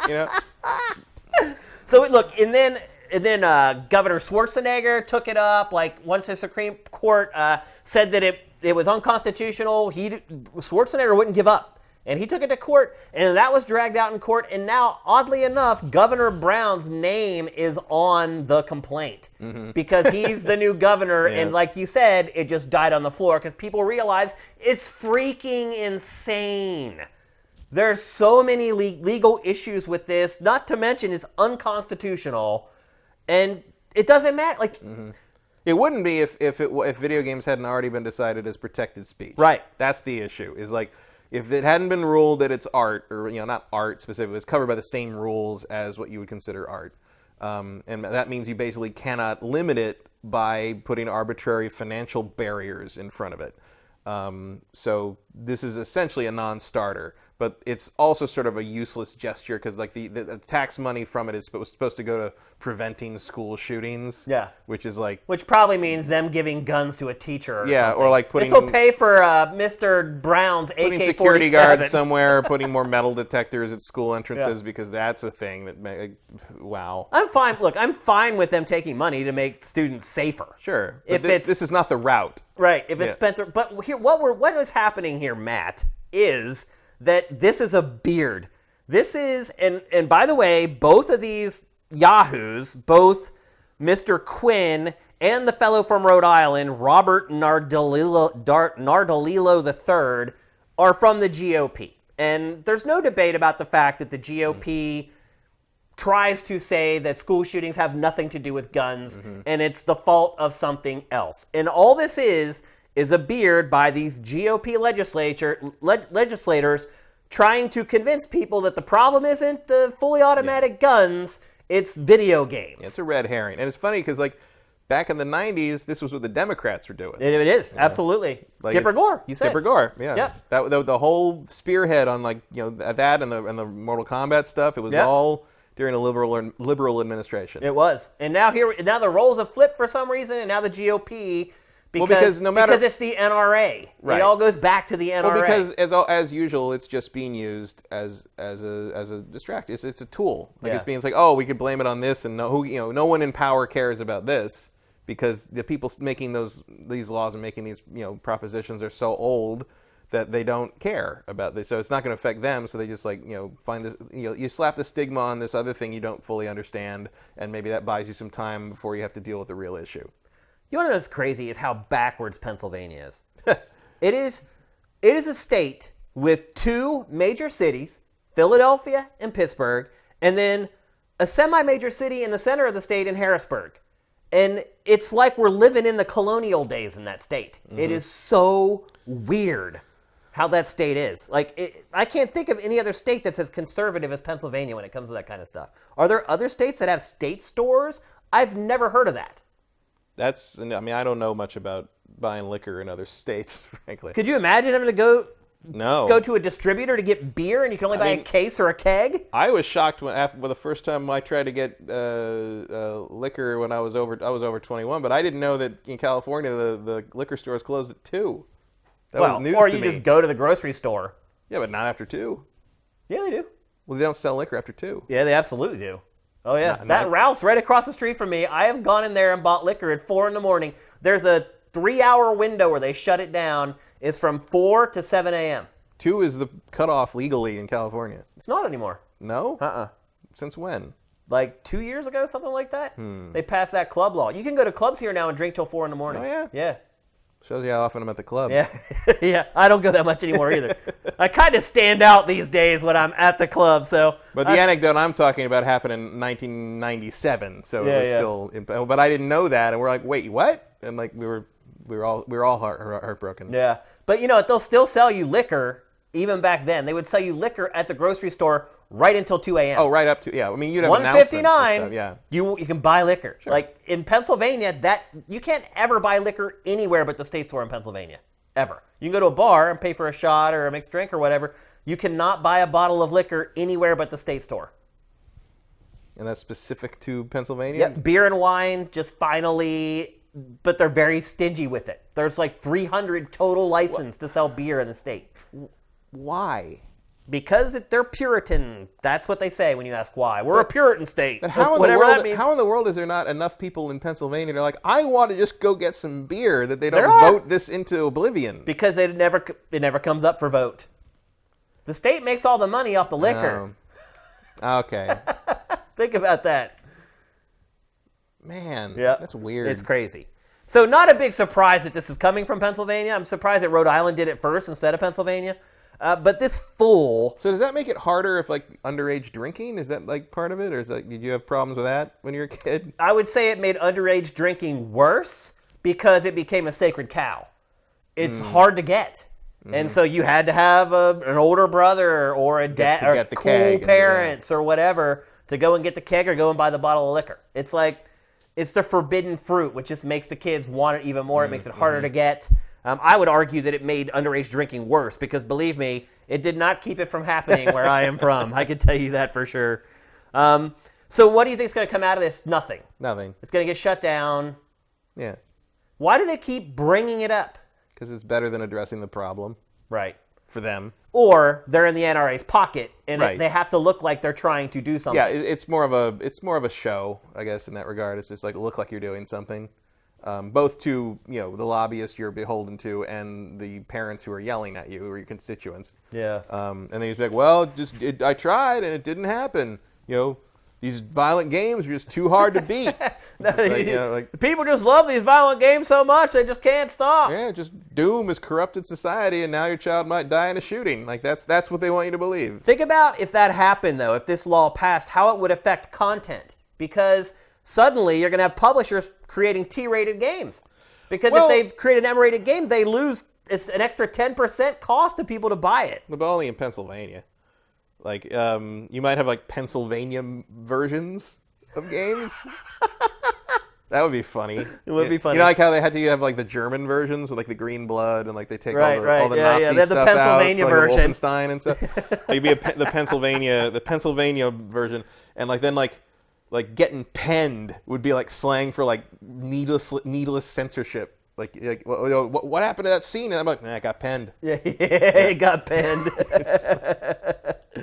So yeah, I wouldn't worry about it though. I don't think this is gonna go anywhere. Yeah, feel free to stop by Mr. Quinn's Twitter and let him know how you feel about his 10% tax. But yeah, it's important to be involved in the political discourse. Absolutely. He doesn't know that it's insane unless you tell him. So obviously he doesn't know it's insane unless you tell him. I mean, you'd think he would because most of these guys are lawyers. But, yeah. But they never look at data. They don't look. They say, oh, there's one study that says kids may be a little more aggressive after they play a video game. So. Yeah, well, they're also more aggressive after they eat a Hershey bar. Exactly. Yeah. We're not getting rid of that in Pennsylvania, are we? They're definitely not. I got married at Hershey. They're definitely not getting rid of chocolate. So, just something to keep an eye on. This is the second time this has come around. It's going to come around again, I'm sure, as people look for scapegoats for the violence problem that we have. Do not start a game dev studio in Pennsylvania, I guess would be what part of my takeaway from that this. would never happen anyway. I can guarantee you that. But yeah. Not with North Carolina right there. But something to keep an eye on, as this is the second time this has come up in the last year where people have tried to kind of slide this by, but we're not going to let that happen. I'll tell you that right now. So violent. Won't someone think of the demons? Yeah. It's going to make you want to go out and kill demons. Makes me want to go play Doom. Right, exactly. Yeah. All right, let's move on. We're going to talk next about Quantic Dream. And if you're a frequent watcher of GameFace, then you just know how much Matt and I love Quantic Dream's games. We are the biggest fans. We are Quantic Dream's fanboys. The biggest. The best. We're actually the opposite. Neither one of us really like Quantic Dream's games. But I think we both Despite all my rage, I am still playing games by David Cage. That's pretty good. And I don't know why they keep giving these people money, but... But, look, neither one of us are really fans of Quantic Dream's games. But I think we both can recognize that they do sell way better than we probably anticipate that they will. $3 million is nothing to sneeze at for something like that. Unless you're EA. Well, yeah, I mean... or Square Enix. Look, EA, what was that, 7.2 million? Well, Square Enix wanted $7 million out of, what was it? Oh, Tomb Raider. And didn't hit it. Yeah. And Battlefield 5 was like 7-point-something million is a disappointment. Right. They wanted 11. Yeah, at a certain point, you're doing it to yourself. EA. Yeah, exactly. Like, I don't know what else to tell you. Like. So anyway, Quantic Dream for the last 12 years, 10 years, has been making games exclusively for PlayStation platforms. Well, going back, Heavy Rain. When was Heavy Rain? 08? God, was that long ago? It was later than that. It was later than that. I think it might have been 08. Doesn't sound wrong. Because remember, the PlayStation 3 was like 3 years old by then. Yeah, I guess that's right. Maybe. And like that, going back a little further, you got their first one that no one remembers. Fahrenheit. Fahrenheit, yeah, and it was called something. That was multi-platform. Yeah, it was everything. Literally every. You can get it for like you. I think when you buy a hard drive, you have to delete it from it now. It's just we've given that game away for a while. Indigo Prophecy was the U.S. name. Yeah. That doesn't even make any more How sense. do they call it Fahrenheit in Europe when they don't use Fahrenheit? I don't know. Isn't that weird? I like that game. That's a good point. I actually kind of liked that game until the giant fleas showed up. Yeah. And then I was like, oh, I don't know what you're doing. It was one of those games that showed promise. You're like, okay, this studio has its thing that it's doing, and I mean, every game they make is that. It's just like, you're right. yeah, If this was totally different, it would be great. Yeah, they never ascend to the plateau. They never reach it. It doesn't seem. The concept is always solid. Yeah. The execution is where it's at a certain point. I mean, and there are people that argue with us that love Detroit and love everything that they've made, and I respect that. Obviously, everyone has their own tastes in games. They just don't appeal to me. But I cannot deny that there is some cachet with Quantic Dream, and it's made a difference for Sony platforms. There's clearly a market for high production value, story-driven games. Absolutely. And it can be argued that there are a few studios that do it better than Quantic Dream. Yeah, I mean, in terms of storytelling, absolutely. But, like, in terms of, like, production value, I don't think so. Yeah. Like, do I like Life is Strange better than these? Absolutely. Do they look like this? Not even close. Nope. Like, it's like... no studio is advanced technical prowess. No. that makes games whatever like you this. think of their storytelling ability, Quantic Dream is absolutely the top of the heap when it comes to graphical fidelity and presentation for adventure games. for these adventure games. Yeah, not even close. Yeah, they're far and away the leaders. And even then, I mean, yes, Detroit was probably my least favorite game of last year, but that scene out in the rain in the streets is amazing. It's incredible. Like, the visuals are incredible. Yep. And I realize it's sort of like they're not doing a whole lot because it's just they know where you can walk and they know exactly where to allocate the power, but it still looks great and it does its job flawlessly in terms of like communicating what you're supposed to be seeing. And people may be wondering what the hell we're talking about because I still haven't really said what the topic is. And what we're talking about is the fact that NetEase has invested in the studio, and with that investment, Quantic Dream has decided to go multi-platform. Maybe it wasn't decided by Quantic Dream. Yeah, it may have been a NetEase thing where it's like, look, we'll give you this money, but you got to make games for more than PlayStation platform. And maybe it was like Sony's like, you know what, we did 3 of these and they sell pretty well, but they don't God of War and Spider-Man sell. Yeah, I mean, a lot of it depends on how much money Sony was subsidizing them to build the games. We'll never know that, but I would guess a fair amount. And apparently enough that Sony did not feel like that it needed to put it on a retainer and hold it as an exclusive because just like that, Quantic Dream is making games for every platform. Yeah, I don't blame them. They should have been doing it all along. Yeah. Especially, I mean, like, there's no reason. Especially games like this. Yeah, this doesn't like really buy you a lot of cachet in terms of like an exclusive for Sony. I wouldn't think that Quantic Dream games are selling a lot of PlayStations for them. No. And it just seems like filler games. It feels like it's a better thing for, at least certainly better for Quantic Dream if they've got a wider field to play on. Again, it depends on how much money Sony was giving them. Yeah. But you figure you sell 3 million copies of any game, as long as you're not completely horribly run, right, you should be making money. And now, the chances of selling more than that have skyrocketed. Yeah, and if you got this on Xbox and PC, like that's sure. Like that's not a bad thing. No, not at all. Do you think it hurts Sony at all? No. Not at all. No. I don't know about not at all. I don't think the impact is very big, but these games have tended to be that AAA filler game that comes out between their really big boys. And Sony's first-party output has been sporadic at best. Yeah, well, that's a whole different question. Is like what the hell Sony's doing right now. But I just don't, I don't think this is a huge blow to them. It'll still come out on PlayStation. It'll still be there. I think there's a lot of not momentum, but inertia in terms of where people like to play these certain kinds of games. Yeah. And a lot of people will just stick with PlayStation because they've always played these games on PlayStation. So, I mean, that's what I feel. It's like I don't feel like you're going to split the sales too much. I feel like you're going to add sale. I would expect the next Quantic Dream game to still sell 3 to 4 million on the PlayStation, whatever PlayStation it's on. You think so? Yeah, I think it'll still. You think it not being exclusive? I don't think there's not some level of reverie for it when it's exclusive that makes people. I think it's more that there's fanboys like to buy the exclusives, man, because they think if they don't, that they're going to go away. It's not that many. It's not an appreciable statistic for that. I don't think. I think it's more that there's not really anything else like it. I mean, this genre typically is far more popular on PC anyway. Somewhat. Because it's like the evolution of the point-and-click adventure game, and that's really it's in a lot of ways is the evolution of Shenmue. Yeah, there's some Shenmue pedigree in these. Because they don't scratch the same itch as sort of the more indie story-driven stuff. I mean, similar in the sense of like something like Life is Strange or maybe even the Telltale games at a push.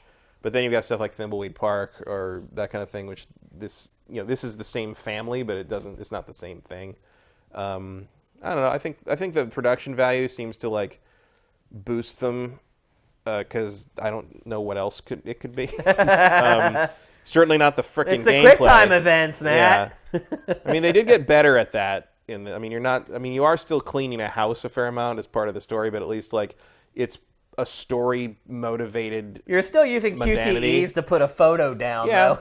I mean, I am not going to defend it, but I'm just saying that like the reason you're doing these mundane, weird things in Detroit at least are part of the thematic and character-driven thrust of why what's happening is happening, whereas in Heavy Rain, the beginning is you get up and brush your teeth and take a shower because it's like, hey, look at the things we can do. Yeah. And it's like, I remember when we got, I was at a party when it was before that came out, I was at a party and somebody had a build of it because the parties up there were all game industry people.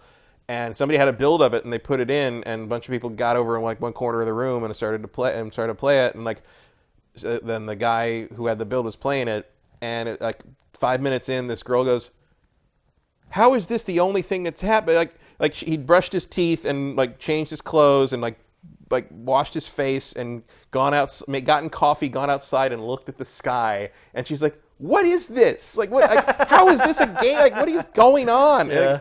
And it's like, and because it's like that part is just sort of like, oh, we're sort of getting used to it, and we're just sort of doing mundane things to show you how the gameplay works or whatever. But there's no reason for you to be doing that. And people, but if you complain like, oh, I had to like mop the floor in Detroit, you're mopping the floor because you're a household robot. Like at least that makes sense. There's context. Yeah. As opposed to like, we're just gonna follow his day. Well, their QTEs did get better because at first, you're right, like in Heavy Rain, they were just QTEs. It's just like put in these commands in the order, wiggle the stick, move it around. As their games have gone on and matured, the QTEs actually are related to the actions at least. Yeah, they match the motion a little better. It's right. Like, you're not, because Heavy Rain definitely had the thing where it's like, I have no idea what you're going to make me do to make me steer the car. Open the refrigerator. And I like that they did sort of move away from, like, I remember Heavy Rain, one of their things was, well, the harder the decision is, the more wiggly all the text will be. Yeah, and it's like, bite me. Like, it's come like, on. no, the decision is the hard part. It's like when you're making a decision in real life, the hard part isn't saying what your decision is, it's figuring out the decision. I totally hear you. I do disagree with you a little bit. I think this does impact Sony at least a little on the first-party front. I don't think it's going to be extreme, and I don't think this is going to keep anyone from buying a PlayStation 5 by any stretch of the imagination. But I do think it puts a further... I'm not buying a PlayStation 5 until I see what David Cage does next. But I do think it puts further pressure on Sony to be a little bit better about how it's releasing its first-party stuff.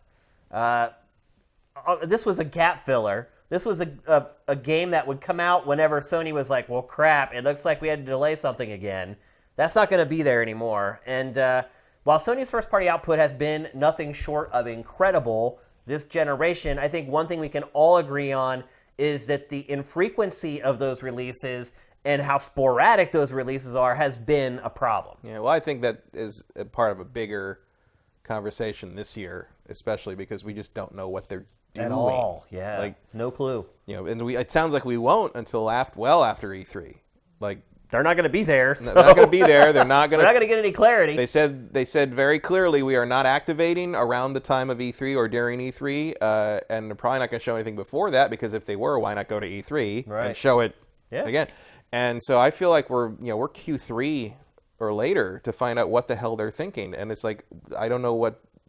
It's unprecedented, and so it's like are they just going to ride on third? I mean, you have pointed out in the past that Sony's first-party output doesn't tend to be what they hinge their holiday season on. Yeah, never. They never have first-party games for Q4. No. Like the closest we got was like Spider-Man, which is September. Yep. They stay out of it. So it's but it really sounds like you're gonna get Days Gone, and somewhere in their dreams is gonna happen. Yeah, and the rest. And then what? No nothing. Clue. Yeah. Like we know nothing about any of this. Days Gone, make of it what you will, but it's like it's a weird. That's hard.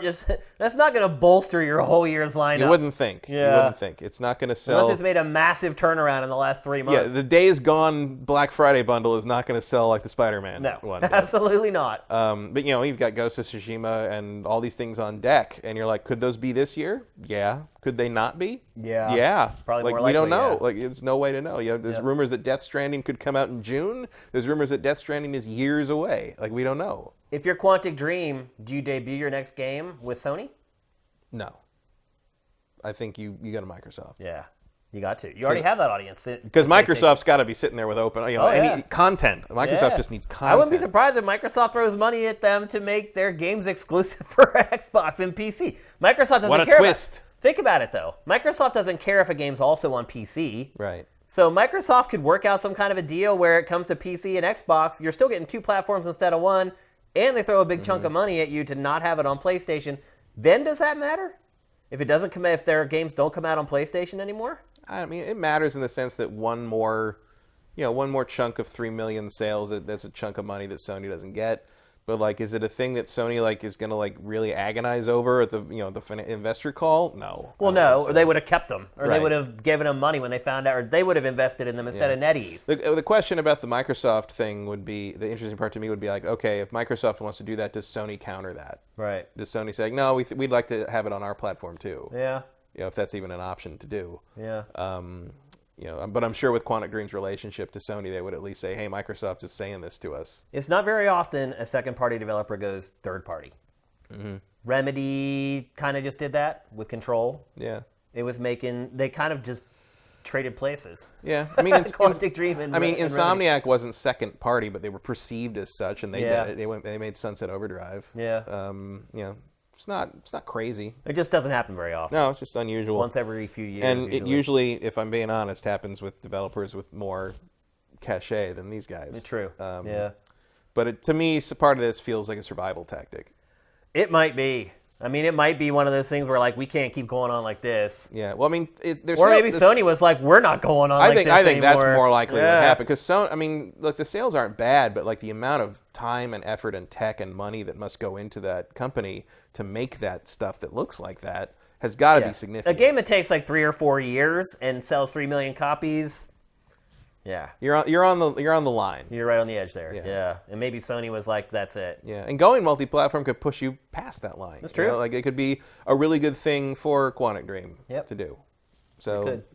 And if I were Quantic Dream, I don't think I would want to go fully exclusive to Microsoft because I'd want to still get the remnant sales on PlayStation because you have an audience there already. Yeah, unless Microsoft makes it worth your while.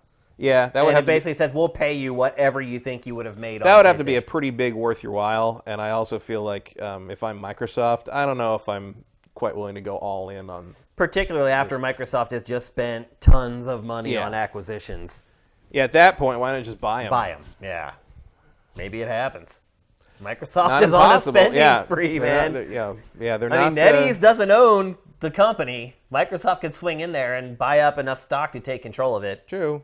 So maybe this saga isn't over yet, but at the very least, people on other platforms are finally going to experience David Cage's majesty.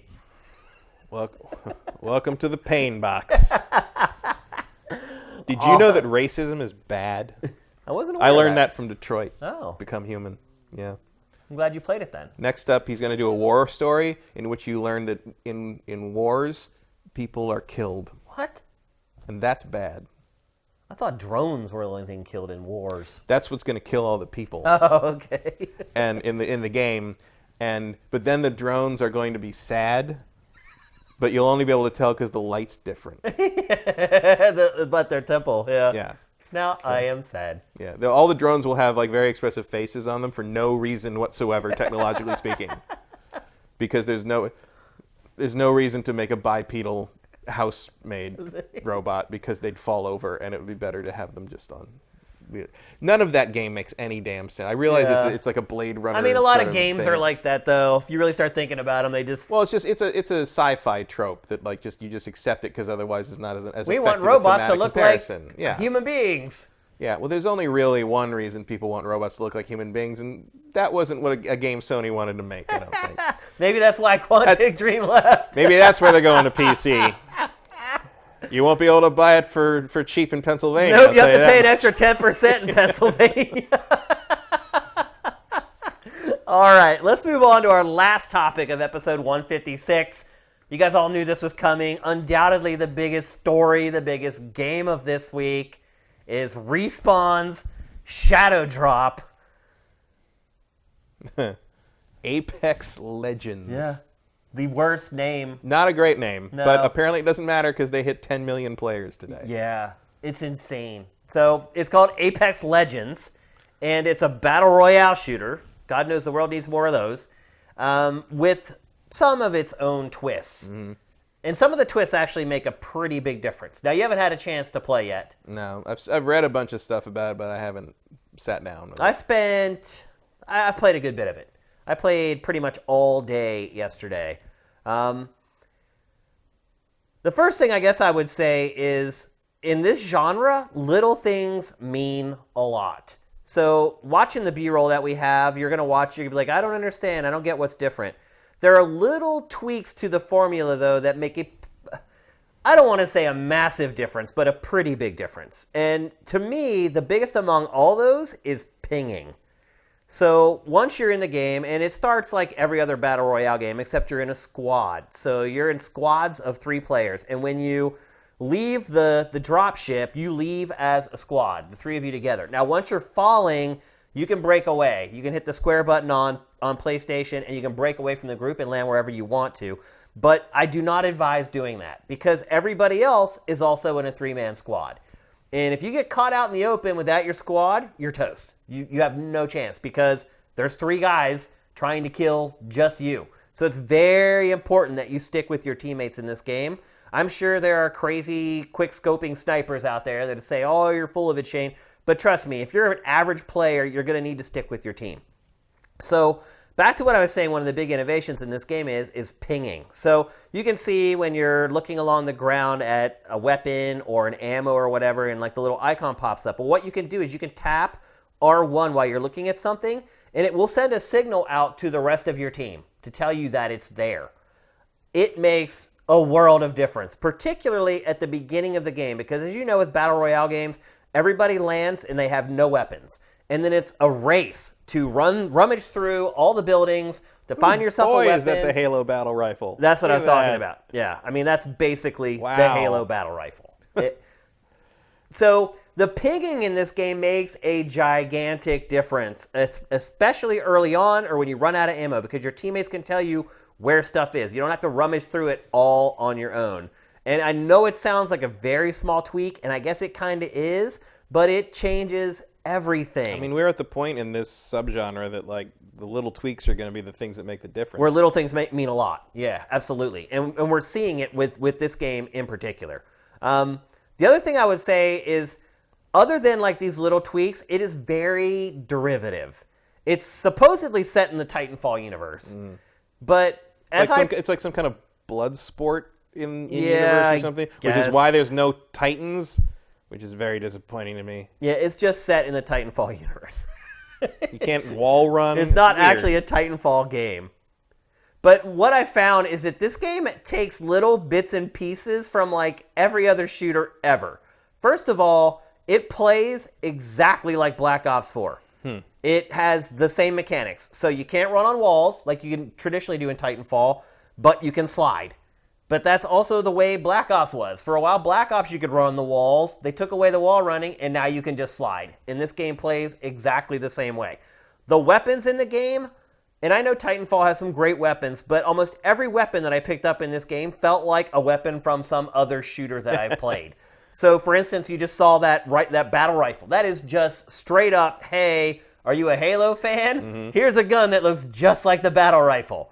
And I think that's smart. I think if you're starting a new IP, I think it's a good idea to have elements in that IP that other people can relate to and feel comfortable with. The game is free, completely free. It costs nothing.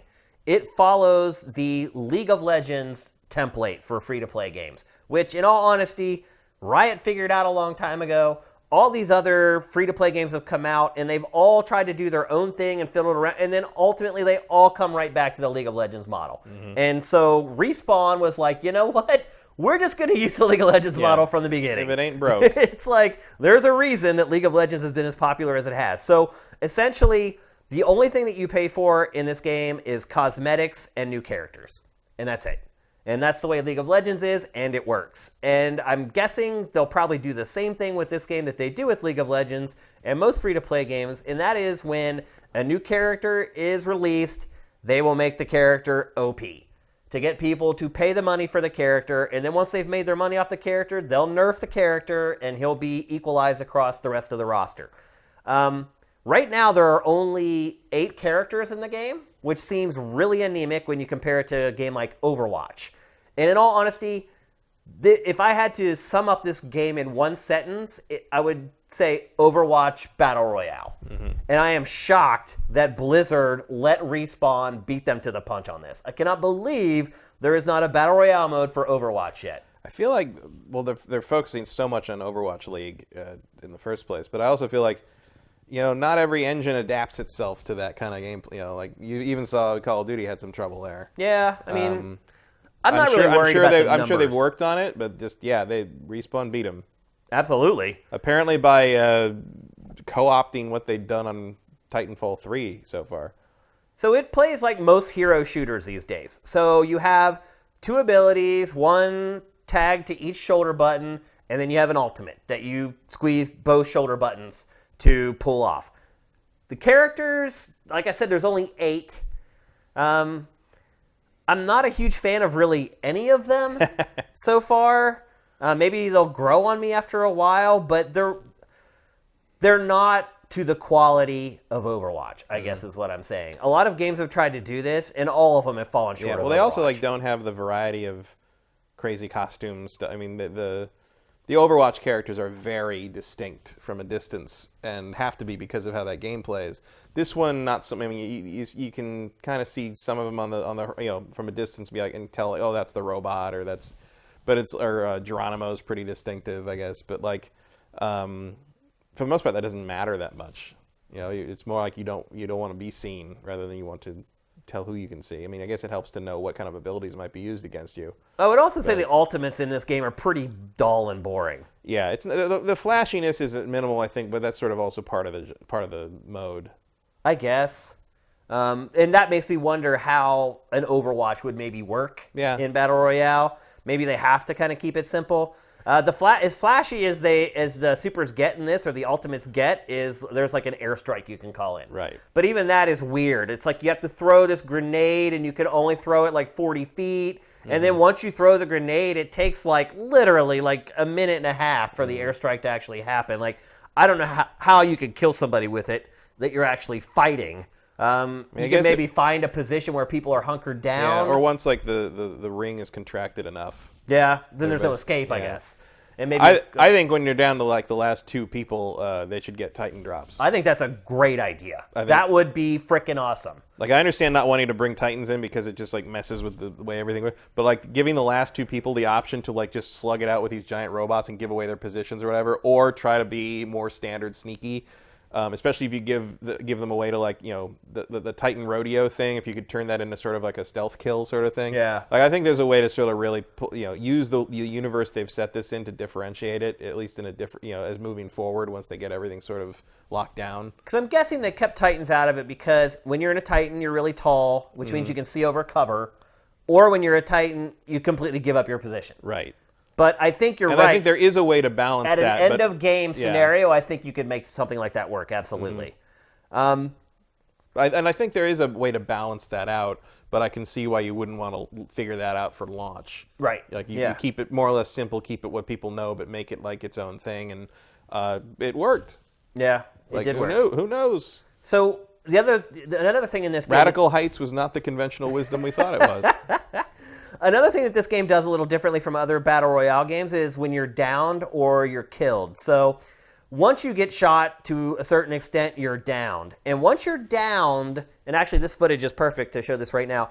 Once you're downed, you're not out. Your teammate can revive you. But the opposing team can kind of take you out of the game by finishing you off. But it's not just as easy as coming up and putting a bullet in their head. Because if you find it while you're playing... there's a shield that you can have while you're down that will protect you and keep you from getting finished off by the enemy. Now, if you've downed an enemy and you want to finish them off and they don't have a shield, you can walk up to their downed corpse and you can hit square and you'll do a finisher. And that's what you saw a little bit earlier where the guy did the moonwalk and then did the kick. That's a finisher. And every character in the game has their own finisher. Some are really simple, like the girl just puts a gun up to your head and pulls a trigger. Obviously, the moonwalk is a little more elaborate than that. But it changes everything. So once you're down for good, so say somebody finishes you with a gun or with their finishing move, your teammates can come up and there's these little boxes that appear on the ground. And basically, they can pick up your soul on a little disc, and then you can take it to a spawn point and revive them back there. If they find you before an enemy finishes you off, they can just revive you right on the spot. And it's just a traditional hold square until the meter fills up and you can get up and go on your way. So it's little tweaks to things that Respawn has kind of found a better more intuitive, more well-balanced way of doing it. Now, here's the thing, though. I am not a fan of Battle Royale. You're not either. This game is not going to change your opinion on the genre. It does make significant tweaks. It makes it more user-friendly. But not all, but most of the things that annoy people about Battle Royale are still here. You're still going to land someplace and go in the house, and all you're going to find is a pistol, or all you're going to find is a grenade, or all you're going to find is ammo. And you're going to have to leave and go out into the battlefield without a weapon. Probably 25% of the games I played, I died before ever even finding a gun. It's just the way it is. It's going to happen. I will say this. During the drop in this game, you have much better clarity on where everybody is. Because not only can you see the people flying down to the ground, they all have smoke trails off of them, colored smoke trails. So it's very easy to just flip the camera around behind you, and you can see like the heat map, basically, where most people are going to land. And as you're flying down, you can look to your sides, and you can see if other squads are landing in your area as well. So that does help a little bit as far as like knowing what's going to happen when you hit the ground. But once you get there, it's very much the same issues that the genre have overall, which is finding a gun. If you don't find one, you're pretty much a sitting duck and you die right away. Playing the game for 20 minutes, never killing anyone and dying, and feeling you just completely wasted 20 minutes of your life. All those elements that some people like about Battle Royale, but turn me off from Battle Royale, are in this game. So it's not like this cure-all. Like if you don't like PUBG and you don't like Fortnite and you don't like Blackout and Black Ops 4, I really don't think that this is going to be the game that just changes your mind and all of a sudden you're all over it. I will say this, it's free. Yeah, it's free, so, so you might give as it a well find whirl. out. You might as well find out and give it a try. And the microtransactions in the game are reasonable. Paying for characters is kind of expensive. There's already 2 characters that you can only play as if you buy the characters. And they're steep. I think I calculated it seemed like it was like $15 a character or something crazy like that, which is way beyond what you pay in League of Legends for a new character. So maybe over time they kind of dial that back a little bit. Can you earn in-game currency to get them? Or? Yep. And there are loot boxes. There's a little robot that comes out and throws down plates on the ground. Saw that. I mean, I'm very, very Overwatchy. Yeah. And there are loot boxes that you earn on your own. And I played it for a couple days, and I got tons of loot boxes. It even got like crazy, like ultra rare items, so they're not like stingy with like giving you stuff that actually you want. Chat's saying it's $7.50 a character. $7.50? Yeah. I guess that explains why I'm not a mathematician then. Yeah, I tried to figure it out looking at this to try to see what it costs, and I thought I had figured out that it was like $15, but I guess I doubled it somewhere along the way.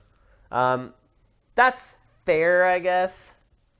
$7 for a character. That in mind. Yeah, I mean, yeah. I mean, for some people, they're gonna get just days and hours and months out of this. It's like I've never gave a penny to Riot to play League of Legends. As long as you can do it through in-game currency, like that you earn by playing the game, even if it takes a long time, it probably won't take as long as getting Darth Vader. With League of Legends, I've been playing League of Legends for years. And I've never spent a penny on the game. I've never given them my credit card information. I've played it for like 4 or 5 years. That said, I don't have any skins. I've never paid for a character. All that stuff you have to pay real money for. They never give it to you for free, ever. There's 2 currencies in League of Legends. There's the currency that you pay real money for, and then there's their in-game currency. And the in-game currency pays for crap that you don't even really care about. And like one other thing that League of Legends does that I really do hate is you have to pay for loadouts. So you get 1 free loadout, and if you want to have anything set up for any of the other champs or any other characters, you have to pay for those. But that does not appear to be the case for Apex Legends. So it looks like it took most of the good stuff from Riot and League of Legends and left some of the stuff that I didn't care for. I'm $7 for a character. I'm okay with that. You're not getting gouged there. It's about in line. Yeah, and look, the characters that I've played as don't seem underpowered compared to the ones that you pay for. It's about what you're paying for like a Mortal Kombat character or something. Yeah. So I think I can safely say that it's the best Battle Royale game on the market. But it still hasn't changed my mind on the genre. It's fun at times. The squad stuff does make it better. I prefer to play with a couple players instead of being by myself. at least you feel like you have a chance as soon as you start. Because even if you can't find a gun, there's 2 guys that are on your team that can cover your butt maybe while you try to find one. When you're playing PUBG or whatever by yourself, it's, if you don't find a gun, you're just dead. And I do realize that most Battle Royale games at this point have launched squad-based variants. So it's not something that's unique to Respawn's game. But I think it just does everything just a little bit better. There's no vehicles. That may rub some people the wrong way. There are vehicles even in Blackout for Call of Duty Black Ops 4. There are no vehicles in this at all. It's all on foot yet. And there are times where you're doing a lot of running in this game. But for the most part, it solves some of the problems I think a lot of people maybe didn't even realize that Battle Royale had. And the guns, for the most part, feel good. There's a lot of times where I think I've killed something and I don't. There's a lot of recoil on a lot of the guns. And again, a lot of it is, do you find the gun that fires without jumping up 2 feet every time, or do you not? Do you end up in a house that has a crappy handgun and like some sniper rifle that you're never going to use? I mean, there's a lot of random elements to any Battle Royale game, and this game certainly has them as well. But I would say, as someone who's not a huge fan of the genre, I have found this to probably be the best example of it. And it's free, it's on every platform, it's going to get support, it's already a success, so if you invest money in the stuff, it's not going to go away. I think that's a big part of it too. A lot of people have probably got burned on these games in the past where they put a bunch of money into it, and then the game just doesn't survive. Wall breakers might be a good example of that. But wow, how about Respawn just dropping this thing out of nowhere? Yeah. And here's the loot boxes I was talking about. But I mentioned it to you like on Friday or something. I think. Yeah. Like, there's like a rumor going around about this, and it was like Monday. Come on. Yeah, like, no way. Didn't make any, especially with Anthem coming up. Yeah. Like it was weird to drop this in the middle of like where you think that EA would want to be building hype for Anthem, and here's this free to play shooter. Well, isn't this like Respawn returning the favor? A little bit. I don't know. I mean, they're cannibalizing their own product though, with Anthem. Yeah, that's what I mean. That's an EA product, both of them. Yeah, that's what I mean. Like, it seems like a weird time to put out something you're trying to make into this big phenomenon. It seems a little to have become odd. A phenomenon. This seems like something that gets announced at an E3 press conference, and then they say, and it's available now, and everybody goes crazy. I guess they just needed that fourth quarter bump. Yeah, I guess so. It'll be interesting to see how much money it actually generates. Yeah, that's the question. I mean, they got, what, 10 million people signed up, and they got 1 million concurrent right now. Earlier today they did. Are those people spending money on it? Right. Like, that's the real question. I have seen a lot of the paid characters in-game. So, anecdotally, I've seen a lot of people playing as the characters you have to pay for. Yeah, I mean, just in terms of economy of scale, you would expect a certain percentage to spend that much, and at that level, you're probably making good money. So, yeah, I mean, it's nice to see Respawn get something out that hit. Yeah, absolutely. I mean, well-deserved. And it sounds like their Jedi game actually might make it. Coming this year, it looks like. November. What's up with Titanfall, though? Well, they were saying, like, no Titanfall 3, and then, like, later they said that there is another Titanfall thing coming this year of some form, but who knows what that is. Mobile game. Some kind of mobile thing. That's what I'm guessing. Because Vince said this week, people were just assuming that we were working on Titanfall 3. We weren't. We were working on this. Yeah, well, I think this was Titanfall 3. It's possible. And then they punted. It's very possible. When the sales didn't keep rolling in. Well, I don't know about that. I think there was talk of, basically they thought that, like, the tech wasn't up to date enough for a Titanfall 3, so they decided to just make this kind of thing out of it. This is the ultimate, by the way, you're seeing right now. That was the strike. Like, I feel like Titanfall 3 would make more sense for a next-gen thing. Yeah, but probably so. Who knows what they got up their sleeve? They got 2 teams. They got they could certainly end up enough bandwidth to make whatever they want. They could end up like Epic, where this becomes such a hit. That's all they do. It's all they do. And it takes a village to support a game that scales like that. You need all hands on deck to maximize it. And Respawn's nowhere near as big as Epic. So if this game hits big like Fortnite did... That's a big expansion for them. Yeah. Huge. Like gigantic. So we'll see. It's just the first couple days here of this game. Can you imagine how thrilled would EA be about buying them if in the same year they put this out and it hits, and they manage to get a damn Star Wars game out that does well. I know. All in the same calendar year. Yep. They'd never let them make another Titanfall. Yeah. I hate to say it, but it's the truth. I don't think they'd ever let them make another one if that happened. They'd basically be stuck on, at the very least. And it looks like it is going to happen, by the way. It looks like I think Stig's team would be stuck on Star Wars duty forever. Forever. Absolutely forever. Yeah. And then, I mean, the team that Vince is leading up probably would just keep supporting Doing this. this. Yeah, I mean, look, it's just one map right now. The map is gigantic.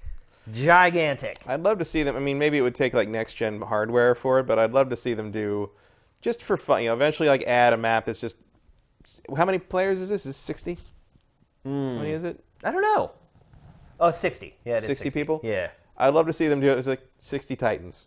Oh, my God. Just drop 60 Titans in and see what happens. Well, they can start having fun with this. Like, Yeah. once they get it established and they have that steady revenue stream coming in, then they can start experimenting, trying some crazy stuff. I would not be surprised if in 2 years Titans are absolutely in this game, or even by the end of the year. Because there is a lot you can deal with in even in Titanfall 1, like, and you saw them expand on it in Titanfall 2, where like you had all these crazy creatures outside the map and like the backgrounds, and like there's so much, like there is a lot of work done into making sort of this Titanfall world something that has some depth and some stuff out there in terms of what there is to work with visually and what there is to work with as far as like alien stuff and So here's the shield I was monsters. talking And about when you're down. playing with that would be very interesting to me and make it more than just like another PUBG clone. Yeah. So an auspicious start. Yeah. Certainly, only a few days on the market. It is doing very well. It shows very well. If I was into this genre, I would probably be playing it right now. Like I said, I think it's the best battle royale game on the market, and it's pretty crazy for a new challenger to come in and just take the crown after companies like Epic have been iterating on Fortnite. PUBG's been iterated on for how long now, and they still haven't got it to a place where Respawn launched its game. Yeah, it just goes to show that you can never get comfortable. Absolutely. Anywhere. Not just in games. In your life, you can never get comfortable. You got to keep rolling forward. So, there you go. Am I going to keep playing it? Maybe sparingly, here and there. Again, I enjoyed it more than most battle royales, but it's not enough to get me over the top. I wish we would get a battle royale game that's like Battle Royale the movie, where everybody has like a different weapon and like literally just branded battle royale on the movie. I would be way more interested in that than what we're getting. Somewhere out there has to be someone who got pitched a movie based on a game based on that movie that didn't take it, and it's just like like literally it begins the same way. You all run to try to get your weapons, and there's that awkward moment where you're all there, and you're like, I would be into that. But it's odd that formula mixed with first person shooters, which I typically love, has not struck a chord with me. I don't like the downtime in these games. I don't like feeling like I'm wasting my time ever, and I feel like I waste a lot of my time playing these games. And I think another part of it, too, is that I just suck at them. I think it's a double whammy of like, partly it's a young person's game in the sense that I would play games with a lot more downtime when I was younger, and I didn't have that, you hit that point where you're like, oh, I'm going to die.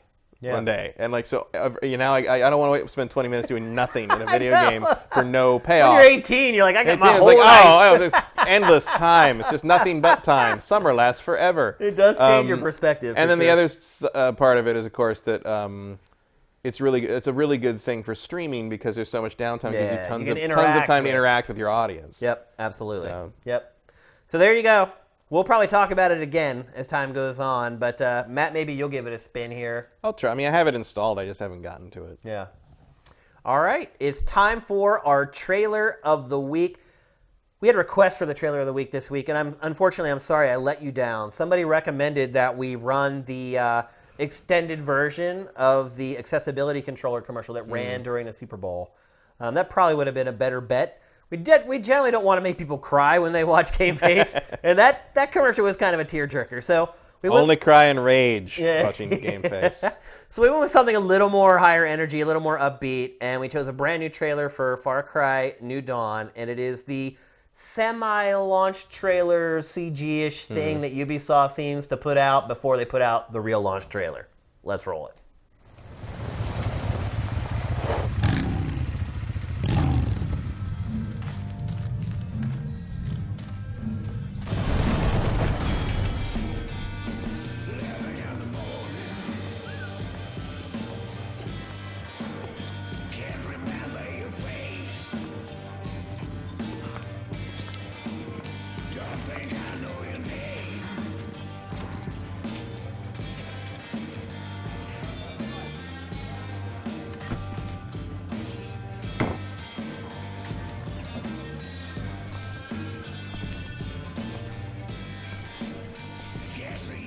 girls. Didn't your daddy tell you not to come to places like this? Nah, my daddy didn't talk much. Especially not since we shot him down.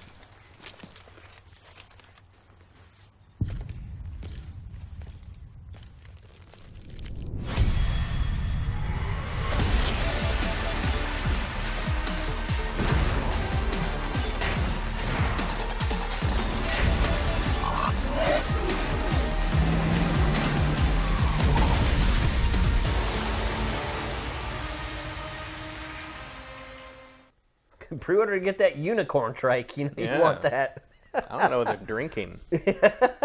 Yeah, exactly. The grim darkness of the sunny D-list future. There is only purple stuff, apparently. And all the other drinks are like neon green, and so I guess they're supposed to be radioactive drinks. In the, it could be. The yeah, post-nuclear post-apocalypse. future thing. That game, it comes out in like a week. Yeah. Like we've been trying to get review code. Like no one seems to be able to get a hold of the game for review. It's a little weird. Just a heads up there, people. Let's see. We got some questions. Before we get into the questions, actually, there is a private beta going on this weekend. Actually, it started this morning or late last night, depending on where you live, for the Division 2. I am in the beta. I know there's a couple other sifters who are in the beta, and we do have a couple extra codes if any of you are interested. However, the stipulation is that if you want one of the codes, you have to play with us on Saturday. We are going to get together and stream a session, and we'll record it, obviously, and post the archive for our patrons and folks on Sifted. But if you get a code, you have to commit to play with us on Saturday during a live stream that will be recorded and uploaded for everybody to watch. So if you're into it, you can @ me on the site, @Shane. You can send me a direct message there. I think that's probably the best way. Or you could leave a comment underneath this episode down below, and we'll take care of people on a first-come, first-served basis. So let's get to some questions.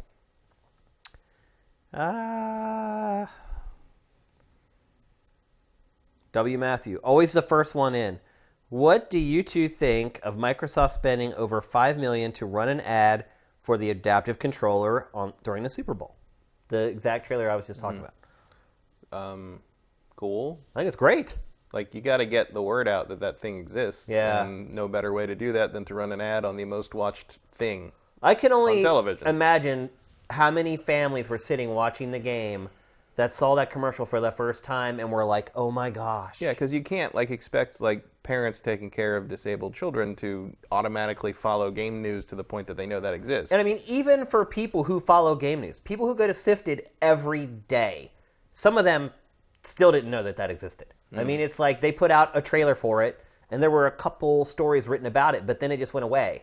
So I think it was incredibly smart for Microsoft to do that. Not only because it will sell more controllers, because it will get exposure to the people who need those controllers, but also what people are talking, the goodwill that's engendered by that. They ran those commercials all through the holidays, and even my mom was like, "Oh," like when we were watching it in her living room. And I think Microsoft needs good PR whenever it can get it, and I think something like this gives it that. Plus, just does something great for people. So yeah, I think it's a win-win. Spending the money to advertise in the Super Bowl, again, a win-win. I don't see any way. And it's not like Microsoft's going to miss it. I mean, what's the alternative? Running a Crackdown 3 commercial? Right. Yeah, I think they made the right choice. Let's see. Oh, J. Reed Vic. I had a pretty solid experience with the Division 2 private beta this evening. That's good to hear. Despite not being able to get into the first game, suspect the lack of winter on the overall aesthetic has made the game more appealing to look at and play. Has something aesthetic like weather or art design ever colored your opinion of a game or series? Absolutely. Yeah, well, I mean, I certainly got tired of looking at snow in Division 1. Yeah, for sure. That's a good analogy for him to bring up. Yeah. I'm sure. I mean, I didn't buy Nidhogg 2 because the art style repulses me. It is really that bad. It is that bad. Does that count? It does. Yeah, I mean, it does. I don't think the Division 2 looks that... I mean, it does look more appealing in the sense that it has colors in it. Yeah. Where, like, just the gray and white of the first game just got a little constant. Yeah. I think Fortnite is a perfect example of that, though. I think that's a big reason why Fortnite has become so much bigger than all these other Battle Royale games. It looks different. Yeah, it's fun to look at. It's friendlier. Parents feel okay watching their kids play it because it's kind of cartoony. I think that has had a massive impact on the success of Fortnite. Mm-hmm. And I can go back. Like, I think a lot of it, sometimes it's a contradiction of tones. So look at a game like Conker's Bad Fur Day. Cute, cuddly, Dayglow color palette, but adult. And I think sometimes when you have those contrasts in one product, it can make for some really unique experiences. Yeah. In the negative sense, like, I can't stand looking at Crash Bandicoot or any of the other characters, and so even if they made a good game with him in it, I would never touch it because I don't want to look at him. It is an ugly character.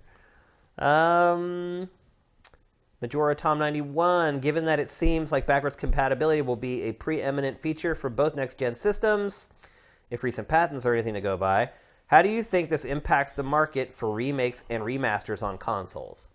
I gotta dip deeper into the back catalog. Yeah, I just think it makes them legitimate now. It's like they can't just like up-res a game from 3 years ago and make money off of it again because you'll just be able to play it and it'll look better. So I think it makes the publishers have to show up and actually put some effort into this stuff. Yeah, I think if anything, you're looking at if you want to see what the trend of remake remaster looks like for the next generation, look at Resident Evil 2. Yeah. That's what you're going to have to be doing. You're going to have to be taking games old from back in the day and bringing them to today. Yeah. I think that's the mode you're going to have to go to because up-resing like a quick remaster just isn't going to make any sense at this point unless you're digging for stuff from the 360 PS3 period. Well, I'm sure you saw that they just announced Assassin's Creed 3 remastered this week. Oh, no, I knew about that a long time ago. Oh, really? That's a pre-order bonus with Odyssey. Oh, it is? Yeah, that's a HD remaster of Liberation.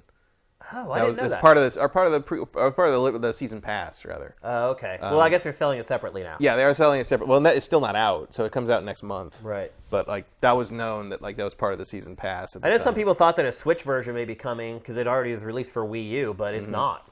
There's no Switch version of it. Not yet. Yeah, maybe see. eventually. I mean, it seems like Ubisoft is caught up to that part of the franchise in terms of milking the remaster. You know, they already did the Ezio collection and all that. So, Rogue remastered that was just on sale on the Xbox.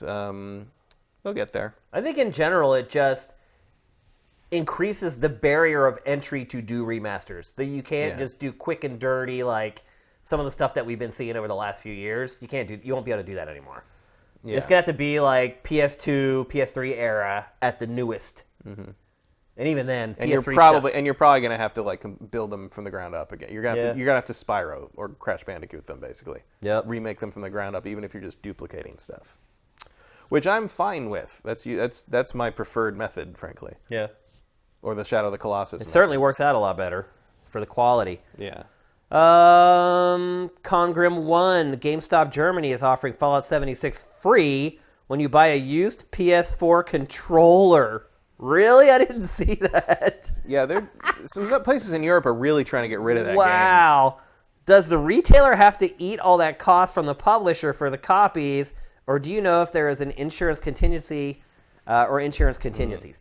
Pactor has answered this before, and I cannot remember what his answer was. If I remember, I don't know about Pactor's answer, but if I remember from my retail days, and I don't know if it's the same in Germany, but in this case, yes, they would be eating the cost of that, because the way they'd get the contingency back is they'd return the product. Right. And if they're giving the product away as part of a promotion, that's their choice to do with this product they already paid the wholesale price for. They're probably figuring the profit margin on a used PS4 controller. They probably pay $5 for it and then sell it for $30. Yeah, and or more. If they can just get rid of this thing that's not moving, apparently. Right. Kill two birds with one stone. Pretty much. Basically. Yeah. Vincent, what's up, brother? How big or long is EA's E3 press conference going to be? Need for Speed, Plants vs. Zombies, Jedi, all the sports games, updates for Battlefield 5, Anthem, Apex Legends, probably an indie. What gets the most time? I just got my press invite for E3 today, by the way. Holy crap. I was like, what? Really? You're sending them out the first week of February now? That's crazy. Let's see. EA will not focus on the stuff you want to see, and it will focus on the stuff that you don't want to see. Yeah, so I'm guessing the most time will be dedicated to something that you did not even list. Yeah, some new thing. They'll have a new update and like Final Four of the Command & Conquer mobile game. Right. That'll make people happy. I mean, I'm sure they'll want to show Fallen Jedi, but I bet because of how tight Lucasfilm is with the rollout of things like that, you're going to see like a clip of it. Yeah. And get a release date. Yeah. I have a sinking feeling that there's going to be a lot of Plants vs. Zombies, which I don't care about, but they like to focus on because it sells well. Yeah. It's a wide audience. And there'll be the usual, 10-minute stretch of FIFA and Madden. I don't know, probably the same hour as usual. Yeah, it'll be an hour, like it always is. Like it has been since the beginning of time. But the thing that gets the most time will be, if it's not FIFA, it'll be something we don't know about yet. Yeah. Or maybe updates to Anthem, just as an attempt to give it a shot in the arm to some degree. Well, it's going to be Jedi Fallen Order, I think, is what's going to be shown the most. So I just said I don't think that will. Because really? Like I said, Lucasfilm controls that. And they may or may not decide to let you just see a little snippet of it, and that'll be that. I mean, if it would be wiser to blow it out, but in terms of the license, I don't think that's EA's call. That would be a huge mistake. I agree, but that doesn't mean it ain't what's going to happen, because trust me, it's hard. It's the same thing where, like, why did they only get to mention the title last year? Because they weren't cleared to show it. Yeah. It would be smart to show more, especially when you're in the run-up to an actual movie that's going to come out alongside. I have a feeling that might tip the scale. You hope. Yeah. I mean, I'd like to see that. A new hope. Yeah. Well, spark of hope, maybe. I'd like to see that get blown out. And like, hey, look, another frickin' Star Wars game. We didn't forget to make one, and like something. But like, who knows? Like, you never know what Lucasfilm's going to let you do. Based upon what Disney said this week, it sounds like they're just like, whatever, we'll just let EA do it. Yeah, we don't care. Doesn't sound like they're all that aggro about what's going on. No, I mean, I think that story's being reported a little weird, where they say, like, because EA never says they're happy. They just say they have a good relationship. Yeah, that's true. Which is very different. Very PR speak. And I did feel sorry for Warren Spector. Because they said, like, Disney's like, we've never been good at making games, and Warren Spector was like, hey, like, I worked with you guys. Yeah, and I loved Epic Mickey, the first Epic Mickey. I know I was one of the few, but I think most people liked it. But yeah, I thought it was great. At least it was unique, and they tried something different, which most games don't anymore. Let's see. Here's one from, I believe, the Abram. It's light green on white, so I can't particularly read it. Are you surprised with Smash selling 12 million units worldwide in just 1 month? Kind of insane. Yes. Yeah, I mean, I had high expectations for it, but it definitely smashed those expectations. Yeah, I thought it would sell well, but that is much bigger than Smash has ever sold before. It's not even close. Yeah, it's just destroyed every other Smash Brothers. Yeah, I am surprised. Especially on a, it does go to show just the attach rate on this system, whereas like Brawl was on a system with a vastly larger install base, and it didn't sell even close to that. It's just weird. Why is that? Well, part of it's because there's a hunger for AAA games on that system. Now I do the same thing. Every time I hear it, I hear Jim Sterling. I mean, what else are you going to buy on a Switch in the last half of 2018 if you aren't into Pokemon especially? Yeah. There's nothing else. I'm still shocked. That's a ton. And it does help that Smash Brothers kind of, especially because they included everything, you aren't missing anything. Yeah. So if you ever liked anything that was in Smash Brothers, and frankly, if you ever liked anything Nintendo, there's something in there for you. Yeah. So especially with nothing else on the market right then, what else are you going to buy? 12 million is a lot. It's either that or an indie game you played 3 years ago. So yeah. I know which way I'm going. Or Phantasy Star, which I did buy. Here's a good one, but it may take us until tomorrow to answer it. From Walking Dragoon, what can Japanese developers learn from Western developers to make their games more accessible and vice versa? Well, I don't think Western developers can learn anything from the Japanese developers to make their games more accessible. More accessible? Yeah, I don't know. I don't know. The thing Japanese can learn how to make a tutorial. Tutorials would help. Good tutorials. That Japanese, like we were talking about with Ace Combat, terrible. Yeah. Kingdom Hearts 3, terrible. Even though Ace Combat's been very good at it in the past. I don't know what happened with Ace Combat 7. Yeah, it took a step back, which is weird.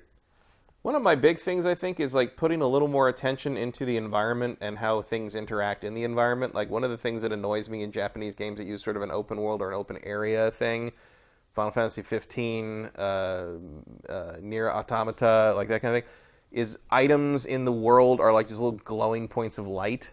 And it's like, just model the frickin' object, please. Like it's so, it makes me feel like a mouse in a maze. Like it feels like very artificial and very like lacking in immersion, which is weird for, the games that like work so hard to build these worlds and this lore. And it's like, just if I'm going to find like a pine cone or something, put a pine cone on the ground. Right. Like what do you make it glow so I see it if you want? But like in those games, there's nothing there. It's just a light. Yeah. And that's like all it is. It's weird to me that is, and you say what you will about Skyrim, but at least every frickin' cheese wheel is actually a cheese wheel. Yeah. So that would be my main thing I've noticed at least in terms of production value and sort of presentation. To Kingdom Hearts 3's credit, everything is actually there. It's marked, but like the thing you're picking up for ingredients or whatever is actually there in the environment. Yeah, it is. But that would be like my biggest like kind of pet peeve. Oh wait, no, it has avatars. Because you have those white boxes that you whack, and then the actual ingredients fly out of it. Yeah, but at least like there's like a bowl of fruit there or something. Yeah. And like you hit it, and sometimes the thing that comes out has nothing to do with what was in the picture, but at least there was an object there Instead and not just a white dot, Yeah, this, for me, it doesn't have to do really with accessibility, but I think one thing that Japanese developers could learn from Western developers that would make their games better is learning how to work with dynamic audio. So, Kingdom Hearts 3 has amazing music in it, but the way it's implemented into the game is from like 1985. Like the music in Japanese games never, Kojima's games do, but most Japanese games do not. The music never swells and cascades with the action.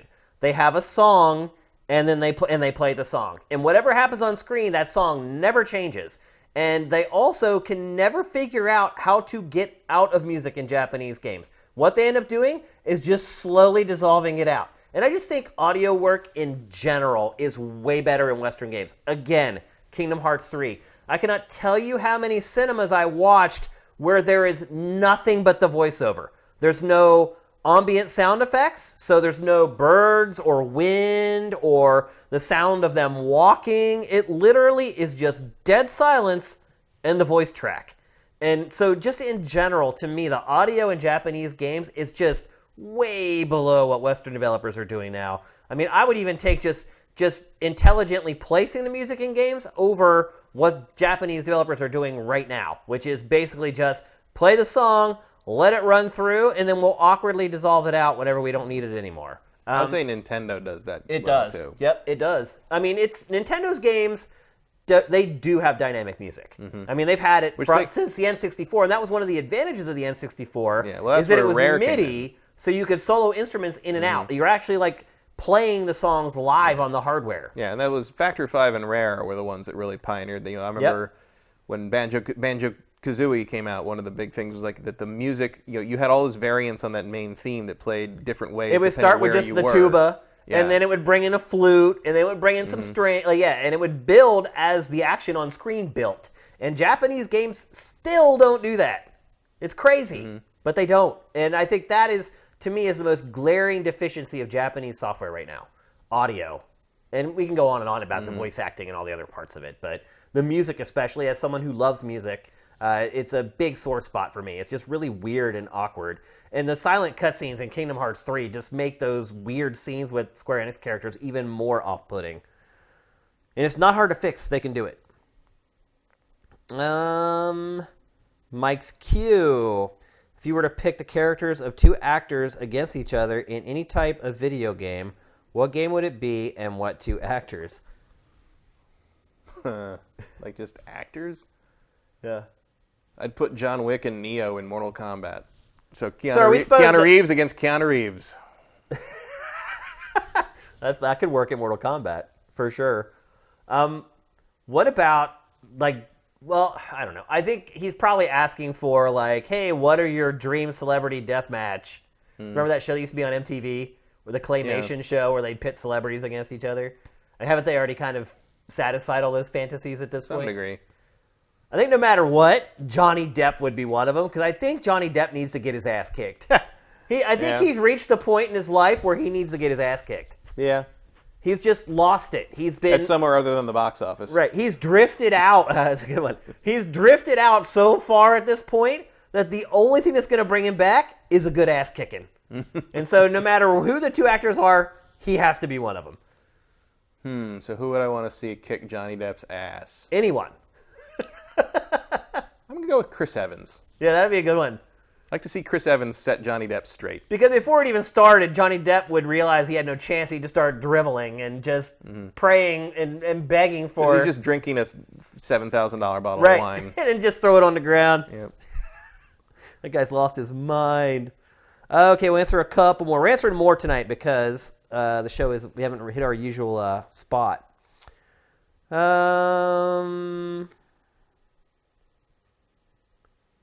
The one, Geo, what game do you simply don't get why people like it? I think I just explained that. PUBG, Fortnite, any Battle Royale stuff for me.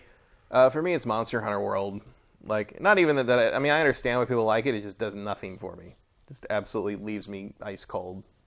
Even, I mean, I'm considering booting it up to play the Geralt stuff that's happening this week. But, like, even then, like, I really don't like those games.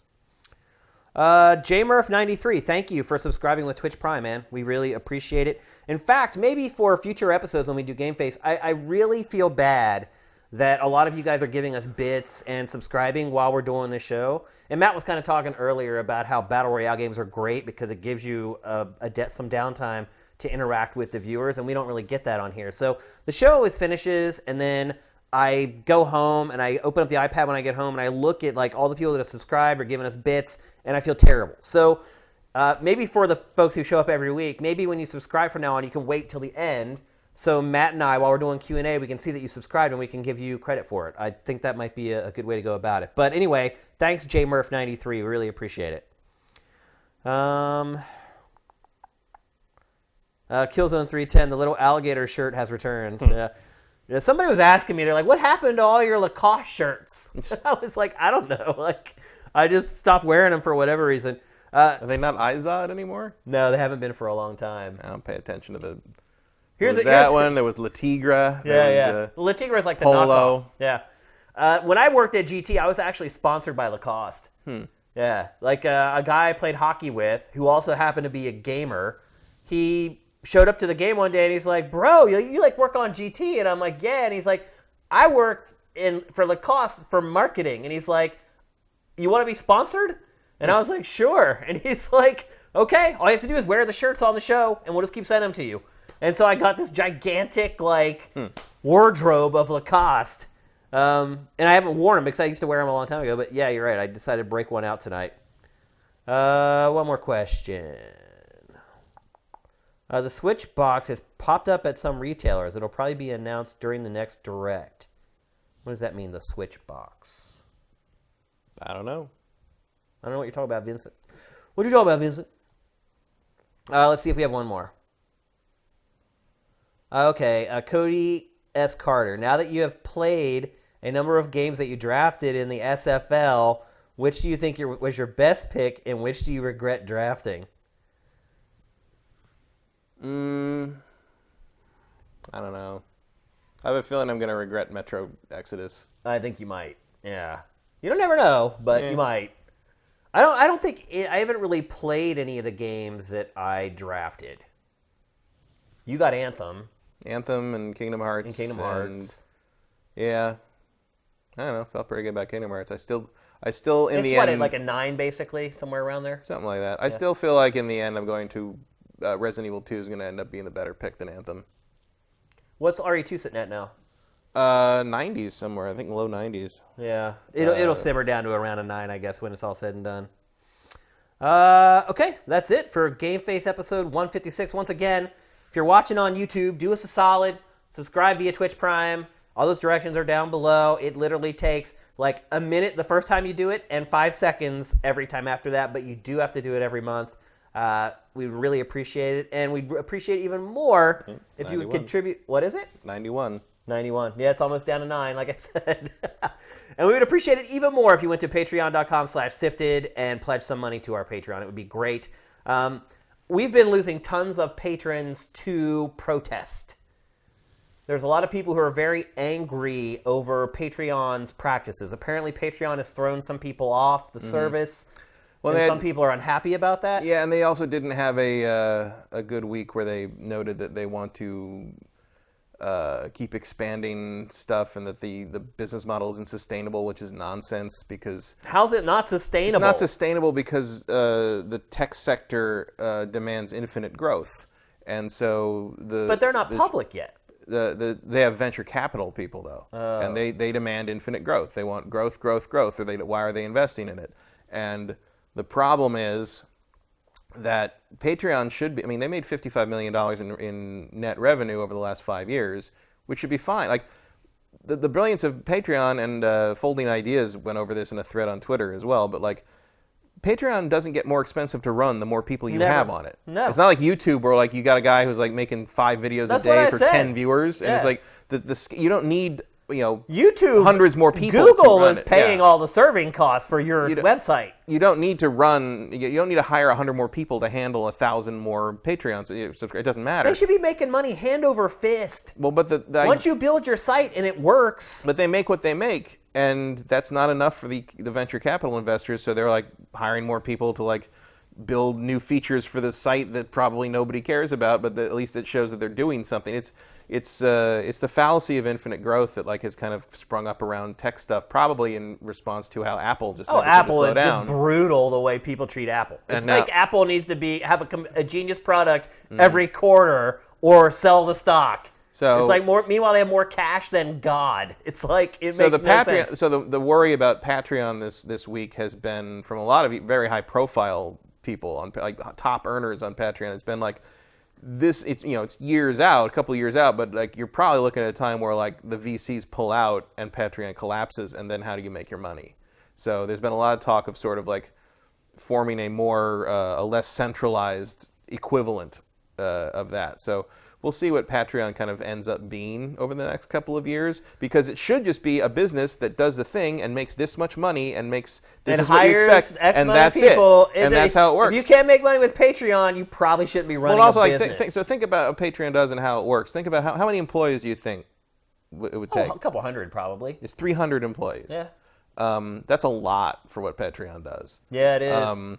I mean, you need a lot of like kind of. I will say this: their customer service is pretty good. Yeah, but one of the reasons they have so many is because they have people working on sort of like what could only be described as vanity projects of quote improvements and new services for the website that make the VC people happy, because otherwise they don't think they're doing anything. You have to be expanding. You have to be, tackling a new thing. You have to be, making your website more indispensable to the people who use it. I wouldn't surprise me to see them try to start some new kind of streaming thing on there. It's just never's ever going to go anywhere. But it's like it's the look busy of the VC world. I'll tell you what they should do. Patreon is make it a legitimate content website. They have content is king, and I'm actually giving this away. Like Patreon should pay me to frickin' do this, but. They should turn it into a content website. Content is king. You have all this content coming into your machine and you're doing nothing with it. Like, you have this little bloggy thing where you feature like 2 creators a week. It's like, no, you should have a freaking homepage that filters in all the content from the Patreon creators. It will make money for you. You can serve ads against it. It will get more people to pledge to more Patreons. It would get people like us in front of the eyeball. So have a Patreon gaming. And on the Patreon gaming hub, you have all the Patreon channels with their hot stuff that just came out that day. You have an awesome website just like that. Or they could do they could add the most requested feature of both Patreons and patrons. Yeah. Which is a one-time donation button. Yep, Like, absolutely. basically just like a buy a beer button. Yeah. And like, they don't. I don't know why they won't do it. It's killing us, though. The people leaving Patreon because of the protests is killing us. And the people are in the comments are like, I don't want to stop giving you money, but Patreon did this thing that I don't agree with, and so I'm not going to give them any money. But you're not hurting Patreon. That's just a drop in the bucket to Patreon. You're hurting the creators. To us, losing a patron who gives us $20 a month or whatever, that makes a difference. It may not matter for Easy Allies or Kind of Funny because they're making more money than they can count. But for people like us, it makes a big freaking difference, man. And there's no alternative. There's no place for us to go. So as a customer, you say, I'm unhappy with, not you, but I'm unhappy with the service that your content is on. We don't have a choice. We tried to do it the other way, people. I built a website and spent my own money to build a website to do it. And none of you cared. None of you came. So we had to go to Patreon. We finally connect. You guys meet us. You like our content. It's going. We're doing it. It's happening. And then somebody gets kicked. I don't even know who it was. Somebody gets kicked off Patreon. All of a sudden, everyone's like, screw Patreon. We have no place else to go. So, yeah, like you were saying, like people looking 2 years down. I'm looking like 1 month down the road. Like we're losing. We lost like 30 patrons last month because there were people like, I can't give Patreon my money anymore. Like, I don't know. I don't know what the answer is. Maybe the answer is building our own Patreon. Mm-hmm. Well, that seems to be what a lot of the top-level YouTube people seem to be settling on, but that is an ongoing discussion, obviously. Maybe I should look at Sifted and look into like syndicating people's content. Mm-hmm. It's all there. We could build it in. We could literally do it. Yeah, I mean, most of it is like, most of the talk I've seen is kind of from like political and movie YouTube. Like they're kind of, that's where like your high level people are. I'm talking about people that pull in like 5 figures a month, kind of thing. Yeah. It's this week it was for the first time really widely acknowledged as like an upcoming problem. So we'll see what kind of the community's solution is. I'll be honest, Patreon has done nothing for us. Nothing. Mm-hmm. They've never promoted us in any way, shape, or form, despite me being in meetings with them on multiple occasions where they promised that they were going to, and they're going to follow up, and they're going to write a feature about it, and they just never did. Like, in a lot of ways, Patreon is kind of turning into an MCN, isn't it? A little bit, yeah. The feeling is not dissimilar. Yeah. I will say this. So I just got our tax forms for last year. And when they told me how much we had made, my eyeballs almost shot out of my head. So I was like, what? We never made that. And then I realized that figure is before they took their money.